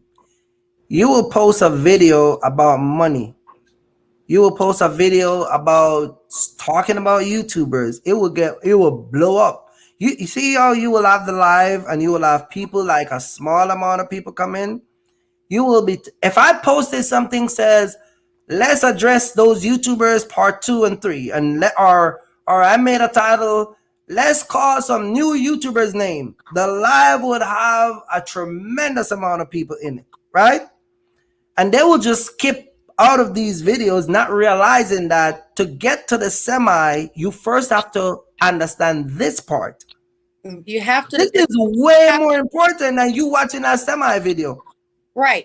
And I talking about, well, you can get, if you build your business credit, get a car. Yeah, that's true. You can get a car, you can get a house, but what you got to keep in mind, what happened if something happened to your company? Mm-hmm. Your house, your car, all up under the business name. Mm-hmm. Oh yeah. And I'm gonna do a part 2 on this one because I have a lot of people who are scared of getting sued by companies. And let me tell you, you don't never be afraid, because I'm telling you, that's just trying to scare you. Who? Because they know you have the upper hand. If you know the law, and if they they cannot sue you. Right. Exactly. But and another thing a lot of people don't know about, and it's gonna be a lot of ladies out there gonna be upset when I mention this, they even passed the law that men can come to court. And it can come out credit. They passed a law that says what? The child support credit can come off the credit. Mm. But Yeah. there are steps to this.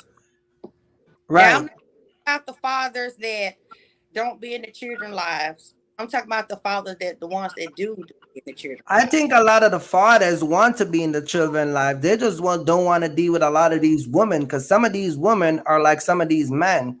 They're very difficult. They like to be combative. You can't take direction. It's just a whole bunch of stuff. But having a kid in on child support, some of the time I think it's done out of spite. I think it's because, again, people are misinformed. It's envy, it's hate, it's I'm gonna get back at you, use the weapon of the legal system. It's just a whole bunch of stuff. And they knew the truth behind doors on that, they'll be a free walking person.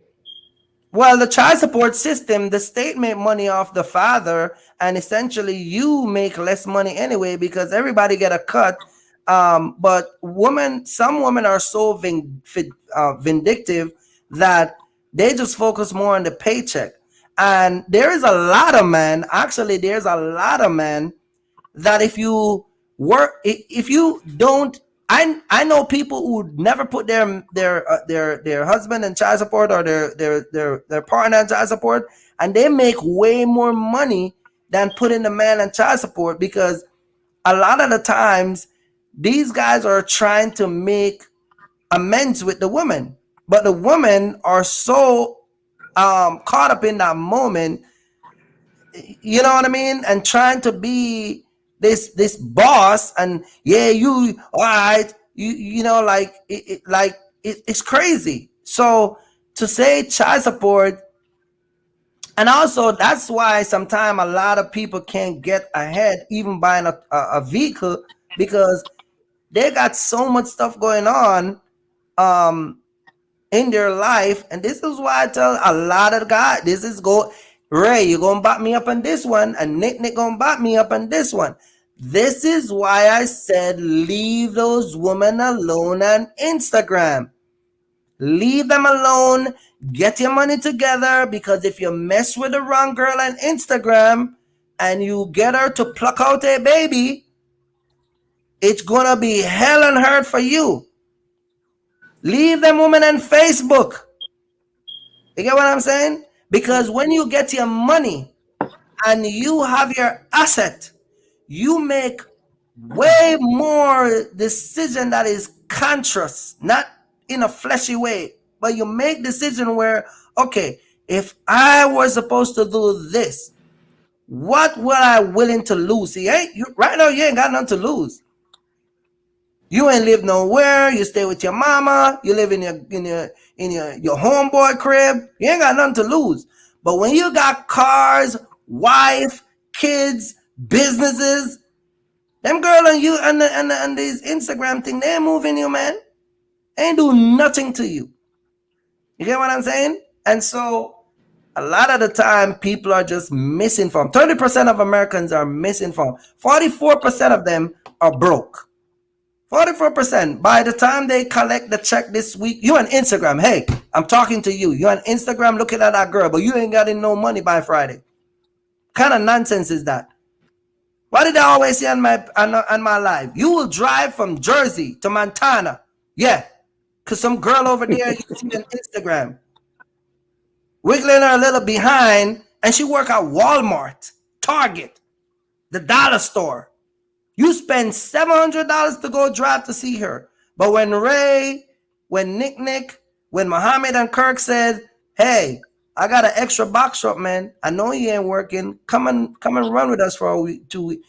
Yeah, I'll think about it, bro. Yeah, I'll let you know, man.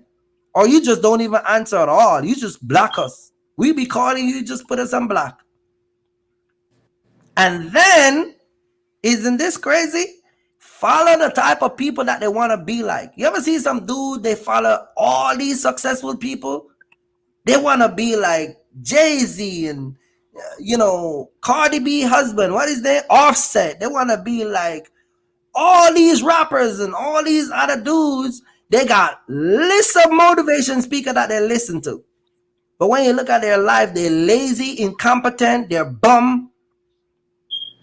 Make it make sense. I don't know. It start with a credit.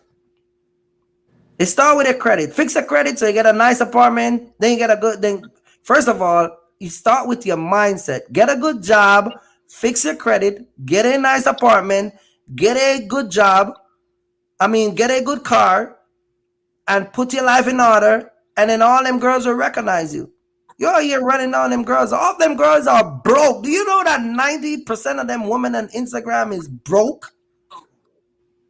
Ain't got no money, man.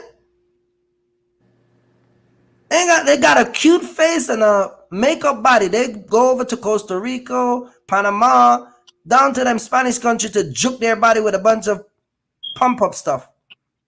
Then you over here look at that big fake booty. Talking about, yeah, cuz. Hey, cuz, she answer me, cuz. Hey, cuz, can you let me the Porsche, cuz? Hey, cuz, she coming in today, cuz. You ever see that dudes? They be calling you Ray. Hey, Ray, because they know you got a Porsche, right? They be calling you, hey, bro, I got this bra coming in today. Hey, her name is Nick. Hey, can you let me the ride to let me go pick her up, bro? Oh my goodness. Show it up in a damn Omi car. Dude got to argue with you about putting back the damn gas you burned out. Couldn't even afford gas. I don't even hang around people like that. I don't even hang around people like that. You get what I'm saying? Ray? Yeah. You spend the last $500 on some nice hotel for her to spend 4 days, and you use your onboard car for 1 day to go pick her up, and didn't even put back you couldn't even fill the tank. Talking about, yeah, cuz I got some break coming in Friday. I got you. You get what I'm saying? Then you want to sit down in a live and talk about Kirk ain't like you because you're American. No, I'm trying to make you get a reality check. I love you. People that love you, they tell you the truth. And everybody know the truth causes offense. It's okay. Yeah. You don't have to subscribe to the channel. Just keep watching me every day. That's all I ask you. Hit the like button. I'm satisfied with that. See what I'm saying? And I'm from Jamaica. You guys know this. A lot of folks that I know who are from other country, they would not do the stuff I do. Like, they make their money and they don't even want to see American in their rear view. They're like, I ain't gonna teach these guys nothing, man. Man, I told one of my boy I'm on YouTube. He's like, you man, good for you. These dudes ain't gonna learn anything from me. It's me, my family, and my success. Ain't gonna tell y'all nothing. But when I come on YouTube, I get chastised, cursed out, I get called name, all that type of stuff. But I'm gonna keep it real. You know, I gotta take my wife for some ice cream, but I'm gonna say this. Make sure you get her the $30 one, man. Where's she at, man? Let me see her. Let me talk to her. Let me say hi. Oh man, she upstairs slipping her clothes on.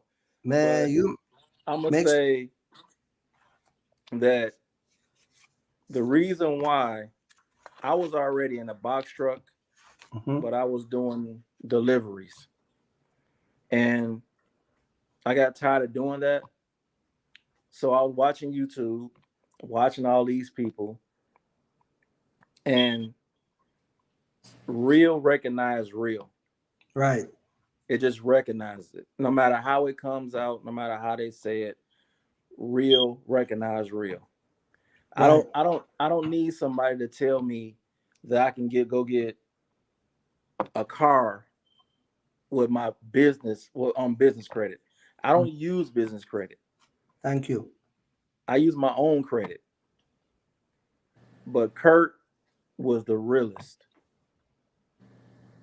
Seriously, he was the realest. Everything he said to me in that consultation and thereon happened. So if you guys are really like looking at this video and having like second thoughts, even though he said he don't promise that you're going to make a certain amount of money, trust me, within that first week, whatever you gave him, you're gonna make that back. Even if you don't like whatever he says, then that first week, you're gonna make your money back plus some. And then if you don't walk away, you can walk away. Period. Because and you still call me, right? Huh? And you still call me, right? Still. And he still treats my business like it's his business. He just a good guy. I don't know, man. I think a lot of people it's I'm gonna do what I do, and I'm gonna say what I'm saying, and I'm not gonna change who I am, because this is me. I'm not gonna sugarcoat.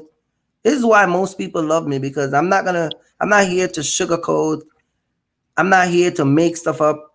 I'm not here to get a paycheck from YouTube. I said that all the time. I can shut this YouTube channel down, and I can listen. We can do a challenge. I can shut my channel down and come back in 6 months and show y'all the accomplishment. I don't have to be out here on YouTube. I just came on YouTube because it was a lot of misinformation, a lot of hype about stuff that is just not gonna let people grow.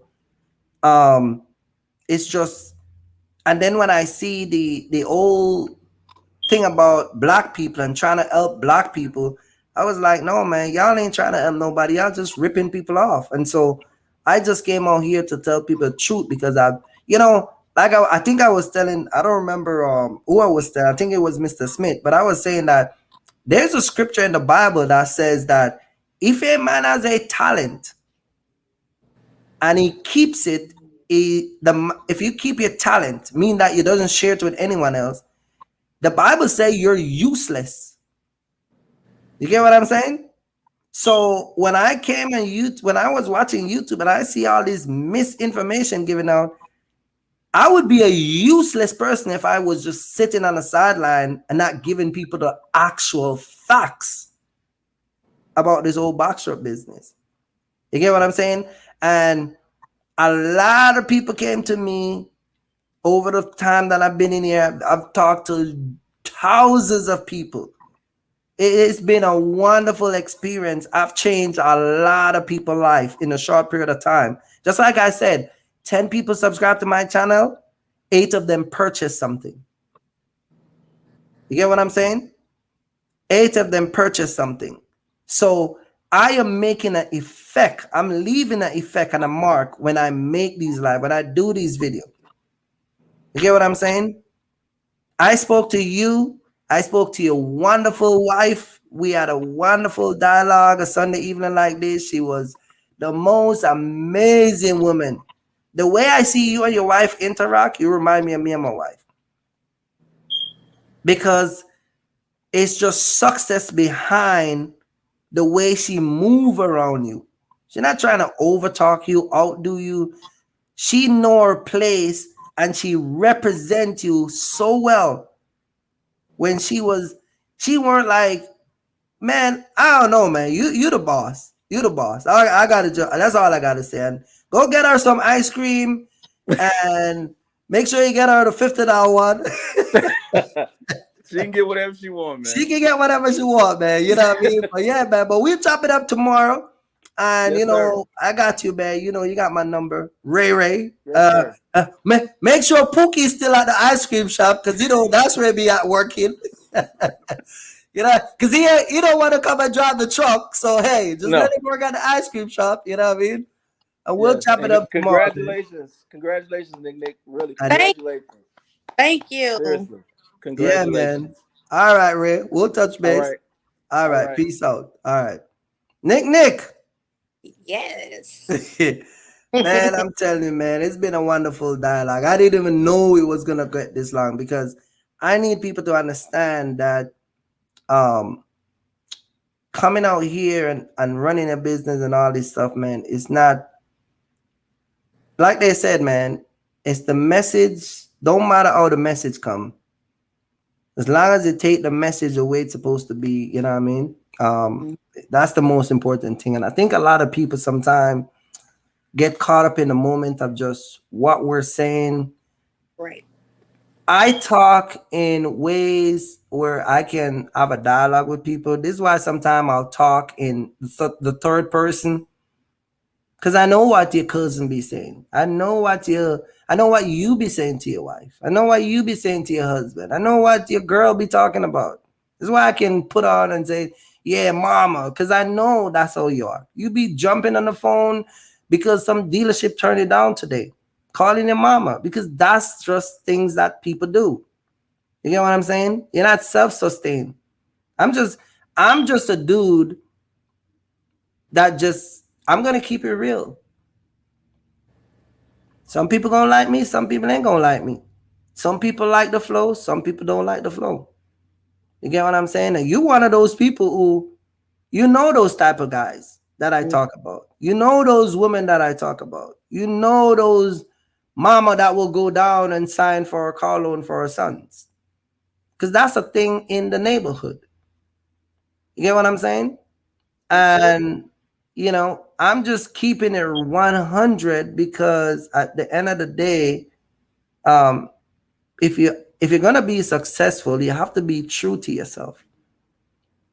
You have to. And if you lie to yourself and lie to your mom and lie to your girl and lie to this and lie to that, you're always going to be in the same space. You know what I mean? And like Ray say, real attract real, money attract money. It's a true thing. Liars attract liars. This is why some of these YouTubers have a lot of people, because they lie, and most of those people who subscribe are liars.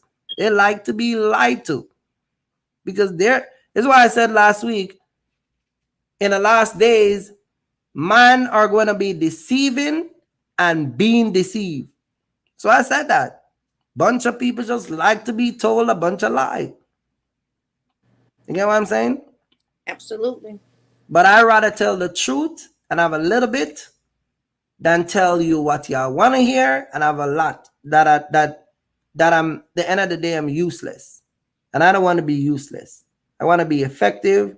I want to be, I'm going to be stern, honest. I'm going to be the whole shebang. You get what I'm saying? But you look nice today. Look like you're going on a date tonight. Look like you got some. Oh man, here we go. We mess with Muhammad. We mess with Ray. You look like you got one of them guys coming up for pick you up in one of them old Cadillac, man, with them white wheel. Come on, Nick. You did it here. What time the guys coming? What time is it? 8:30. You put on your. Come on, man. You are going on a smooth date. You get all ready. Late dinner. Huh? Actually, I'm getting ready to cook dinner. Getting ready to cook dinner? Yeah. I was listening to you, and then I was having trouble trying to log in. So, man, cooking dinner this late? Yeah, it's something light. You know, something light and healthy. Okay. But everything is good though, right? Everything is absolutely wonderful. Yeah, you got money, man. See, all these rich people, see, y'all talk about I got money on YouTube. Y'all don't want to buy new cars and buy new trucks. Man, listen, man. Muhammad need a loan. You hear Muhammad was asking for a loan. So I'm going to ask you for a loan, man. You got to give me a loan, man. It's crazy. But yo, listen, man, it was nice to have you on the live, man, and you know, to share that experience with the credit, because that's important, and people can go get that book so they can read up and understand what to do on their own. And it takes time to do it, but still do it. But yeah, stop being misinformed. And it was a pleasure talking to you. Congratulations again on your truck and trailer, man. I'm telling you, you are. So you spent about 200,000, man. You can't lend your boy Kirky Fresh like 100,000. Yeah, I'm telling you, all of y'all be talking about I got money. I ain't got no money, man. Give me something, Nick. At least 50. Come on, man. Let YouTube though, man. You got me? Oh man, I'm telling you, you got money. Muhammad got money. Ray, Serious Lane, Mr. Smith. Y'all be coming out here talking about I got money. I'm a broke guy, man. I'm just smart. That's it. I keep telling y'all, man, this YouTube stuff be messing up people. I ain't got money like that. I ain't got money. Y'all be telling me I got money. Y'all be buying new stuff, man. See, the new iPhone came out the other day. I'm trying to buy it. And Mohammed, I think he already pre-ordered his. Mr. Smith was getting his. You know, I think Tony already purchased his. It was supposed to come Friday. Yeah, I got money, man. I'm telling you. Yeah, but it was September the 30th. Yeah, yours comes September the 30th. Nick, it was a pleasure have you on. Congratulations on the truck again. Thank you. I'm gonna wrap it up here. But yeah, man, thank you for your support. Thank you for coming through as usual. You know what I mean? And I don't know what happened early on with the connection. I know sometime if you have the Apple thing in the ears, it will give a little issue to come on. But yeah, man, I'm gonna wrap it up here. Appreciate you dropping through, and I'm gonna let this stay up so they can see, and hopefully we can save some people and get them in trucks and get them to start doing their finance. If you don't mind, you don't have to give us the actual figure of how much you spend on the truck, but give us a roundabout number. So is it like roughly, just give us a rough number, like how much you spend total on the truck and the trailer. You don't have to give us a set number, but something either close to it or above close to it. I would say everything closely with the trailer, because I ended up having to change it out. I would say probably about 65 total. And you get 100% finance. And I was in there no time. I pulled up by myself as a lady. I say what I want. I give you my information and I leave. There you go. There you go. Say no more. And that's not including the supplies that I have to purchase on the trailer. So say no more. Say no more. Well said. I just want people to see that I'm not making stuff up. No, I mean, and they will try to get you. I mean, because even when I pulled up about the trailer, I had one of the owner of the building, and I was the only looked like I was the only Caucasian in that small county. And they all came out and greeted me. And the first thing he said, well, how's your credit? So I said, well, how's your credit? They ask me that all the time. Listen, when I went to buy the BMW, I already got approved. And the lady at the dealership told me, she said, we hate credit union. We hate credit union because the rates are so low and they approve all their members.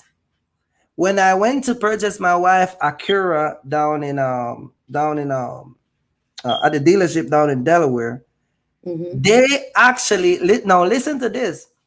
We were approved already because I do my approval before I walk into these dealerships because I'm not playing no games. I'm not interested in your gap insurance. I don't want to hear about your low interest rate for the month. I don't want to hear none of that stuff, right? So we went in, me and my wife, and we were already approved. And a guy, listen to this. They do business with our credit union.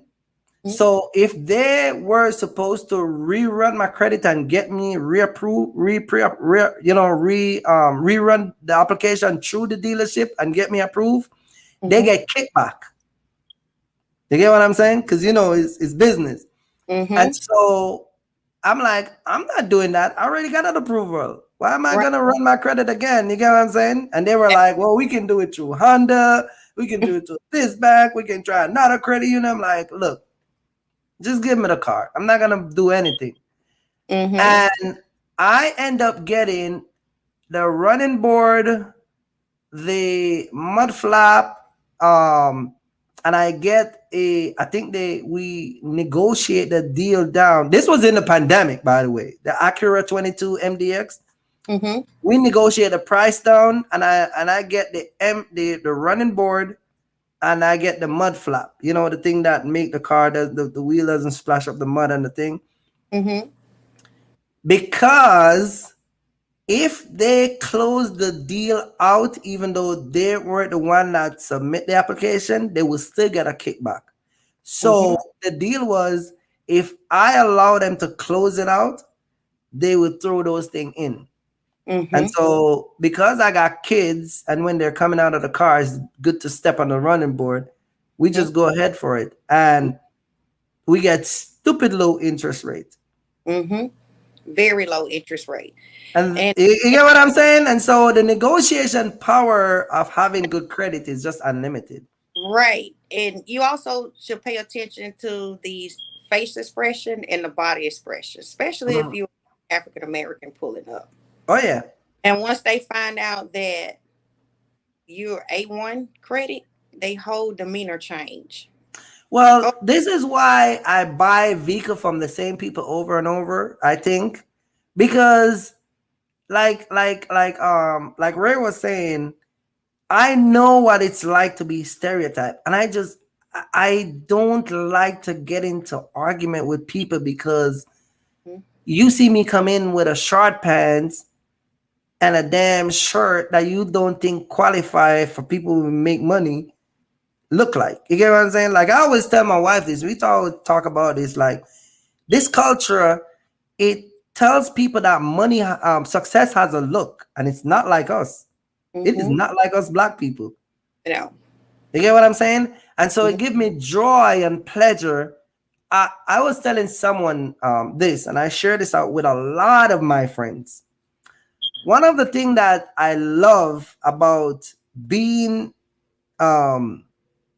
successful and have to be able to afford things that I have, I think I'm more driven by the access that it gave me than the actual money itself. I love the fact that I can walk in a dealership, I can walk in a store, I can take my kids, I can do whatever I want. I think I'm more driven by the access than the actual money itself. Absolutely. And even my wife, like, things doesn't phase her.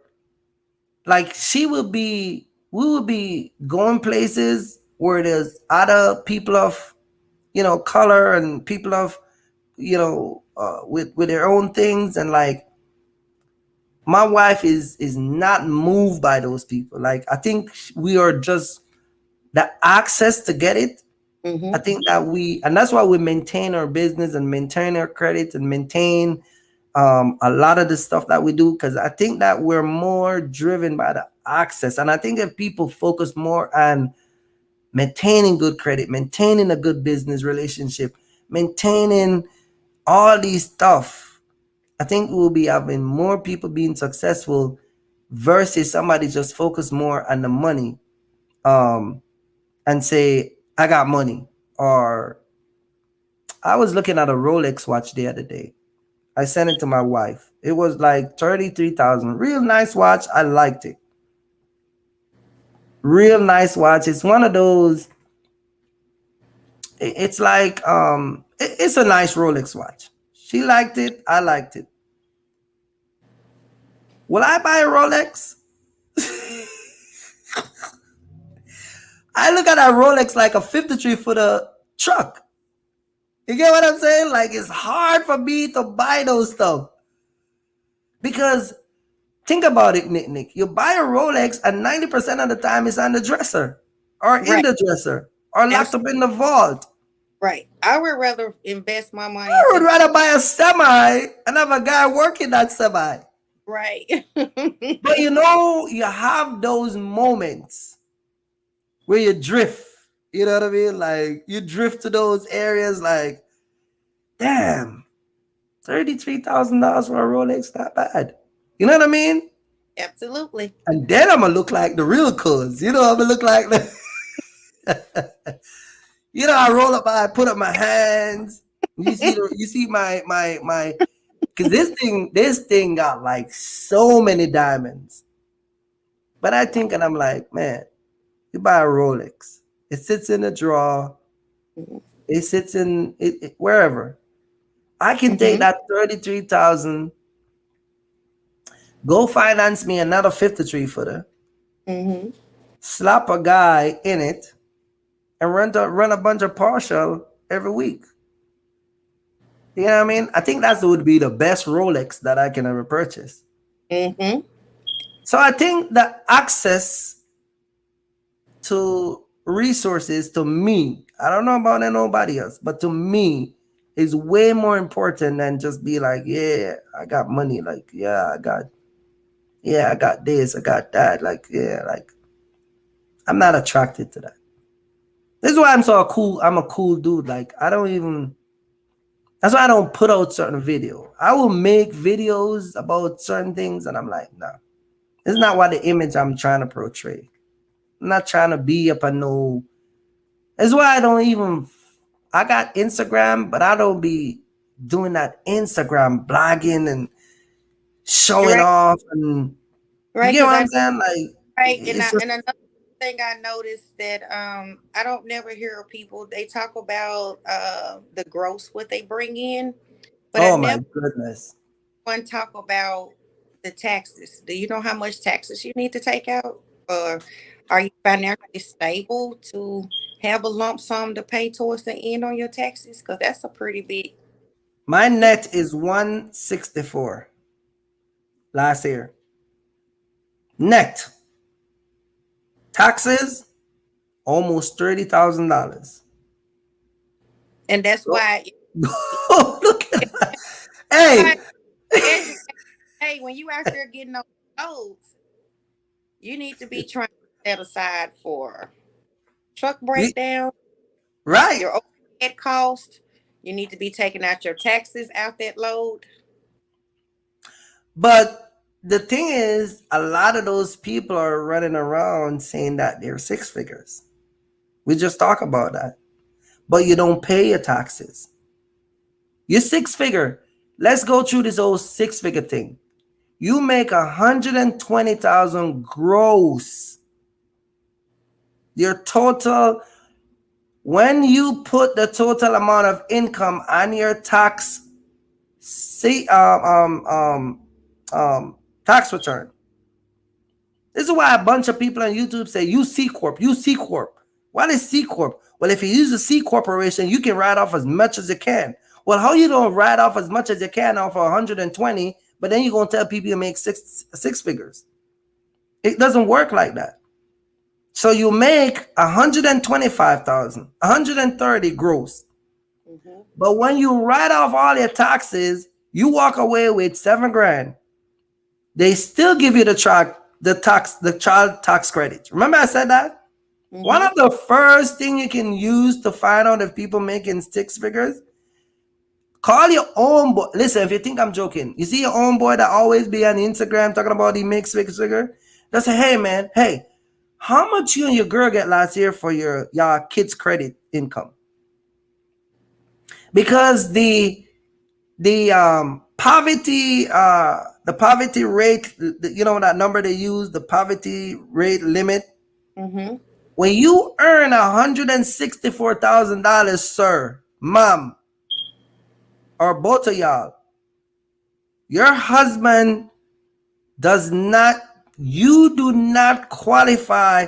That income is telling the government that you make enough money to take care of you, your family, you efficient on your own.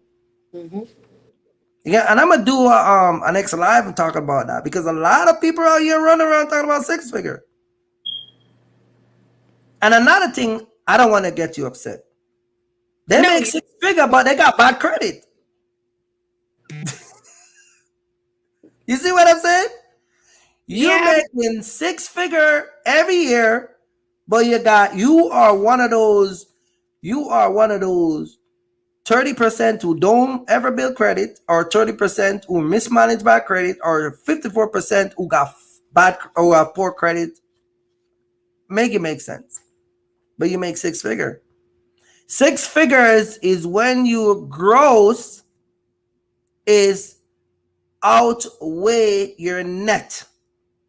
You Absolutely. make so much money grossly that when you write off, you still have the amount of money that is a 6 figure bracket. Absolutely. So you now will pay yourself a income from the balance of that 6 figure. And then when you put that on your net, the government says, with all your write-off, your personal gas, your personal toll, your personal this, to do what you got to do to make this money, you owe us $29,000, Kirky Fresh. We need a check. That's why it's 6 figure. See, y'all black people just hear this shit in videos, and them boss bitches and them boss girl be running around talking like nonsense. Them rappers be talking about they making this. Y'all just pick this up and run around with it. Them other YouTubers be talking about, yeah, man, we been. Listen, I'm gonna throw this in as gravy. YouTubers just pick the first 5 that you can think of, the top 5. I call them the top 5. I can sit right here and boldly say it. The first year of those top 5 YouTubers been on YouTube and telling y'all that they're making money, my total gross, they don't even make it combined together. You proved it. And that's a bold statement I make, because I can back it up. Oh, if it wasn't too late, we'll pull it up. You know I don't play with pulling numbers up. I know you don't. You get what I'm saying? Absolutely. You hear what I say? All 5 of them, I can tell you, one of them probably make $450,000 because he didn't know what he was doing. Another one, he don't even out here, so he makes about 35 to 40 grand. Then one out here just wishy-washy. So you put, and then you got a bunch of them out here. You put all of them together, combine their income, they still didn't bring in my income. This is why a lot of the stuff I do, you notice all of them is doing this level up thing now. They're buying cars, they're buying house, they're showing off all these. What did I knock that down with? I say, y'all doing this, I already been got my stuff. I came on YouTube with my stuff together. My credit is together. My business is together. You're buying cars, we're buying semi. You renting Lambo, we're buying cars that you rent. You get what I'm saying? Semis is way expensive and much more overhead in semis. Can't make this up. But hey, listen, the people who want to learn and want to come in this business and want to understand what's going on, this is what it is. Just stick around and learn from people like me, Nick, Ray, Muhammad, Mr. Smith, Sirius Lane, a lot of people that you see coming here. Just stick around. You'll get it. But for those people who want to sit in the delusion, we want to be in this whole entire delusion, you can still come on my channel and get upset. Just keep coming here every Sunday and get mad. Because whether you get mad at me or any of these people that come on this live and share their experience, listen, Nick got a truck. You ain't stopping her. You just getting mad at yourself. Don't get angry. You know what I mean? But it was a pleasure having you, man. And I'm gonna wrap it up. I know it's getting late. And go cook your jerk chicken. You know what I mean? Go cook your jerk chicken, man. And we'll talk. All right. It was nice seeing you again. Thank you. All right. Peace out. Yes, guys. I am going to wrap it up here, man, because you know what time it is. I'm going to wrap it up. It's kind of late, but I really wanted to get this thing out. I want people to understand that it's important. to get in this business and do it the right way. All right. Don't get mad at me, Brian. I'm just telling you the truth.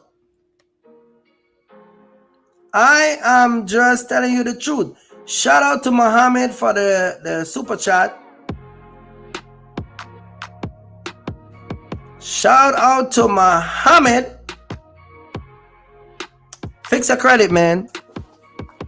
Stop by them LCAT. 30% of Americans are broke. Not 30%. 44% of Americans are broke. Don't have any money in the bank for the next payday. That is a sad, sad reality. 54% of black people got bad credit or no credit. 30% of black folks will never have credit. They don't build their credit. And them same people are misinformed about credit. So, you want success? Success starts with your personal credit before you get business credit. Y'all running down truck credit and business credit. If your personal ain't right, you ain't gonna get no business. All right. And I'm gonna say this one more time. In 2019, black people have declined in owning house at 40.6%, meaning that 40.6% of black folks in 2019 did not own house. Between 2016 and 2020, 30% of white folks have owned property. Don't forget to like and subscribe to the channel. Hit that notification bell. See what I'm saying? Hit that notification bell, man, because again, it is what it is. I'm gonna wrap it up here. My name is Kirk. Thank you guys for writing it out. I'm sorry this live was so long, but I had to get it out. Hit that notification bell and share this live, man. Share this live. Let people see that they gotta get their stuff together. And hey, forget about how I talk, because at the end of the day, is what I'm saying is true. As long as I'm talking the truth, that's all that matters. All right. I'm gonna wrap it up here. I will catch you guys on the next one. Peace out. And for all those people who want to learn to fix their credit, go and look up Ovation Credit Repair. They're down in Jacksonville, Florida. I use them. They're very good. And yeah, you'll get your money's worth. They're very expensive. They're not cheap, but you'll get what you paid for. All right. You'll get what you paid for. All right. Don't forget to like, subscribe to the channel. Shout out to my guest that was on early on, Sirius Lane, Muhammad, Ray, Muhammad, and Nick. Nick is in the building. It's your boy Kirk, back again with the next live, man. Peace out, man. Peace out.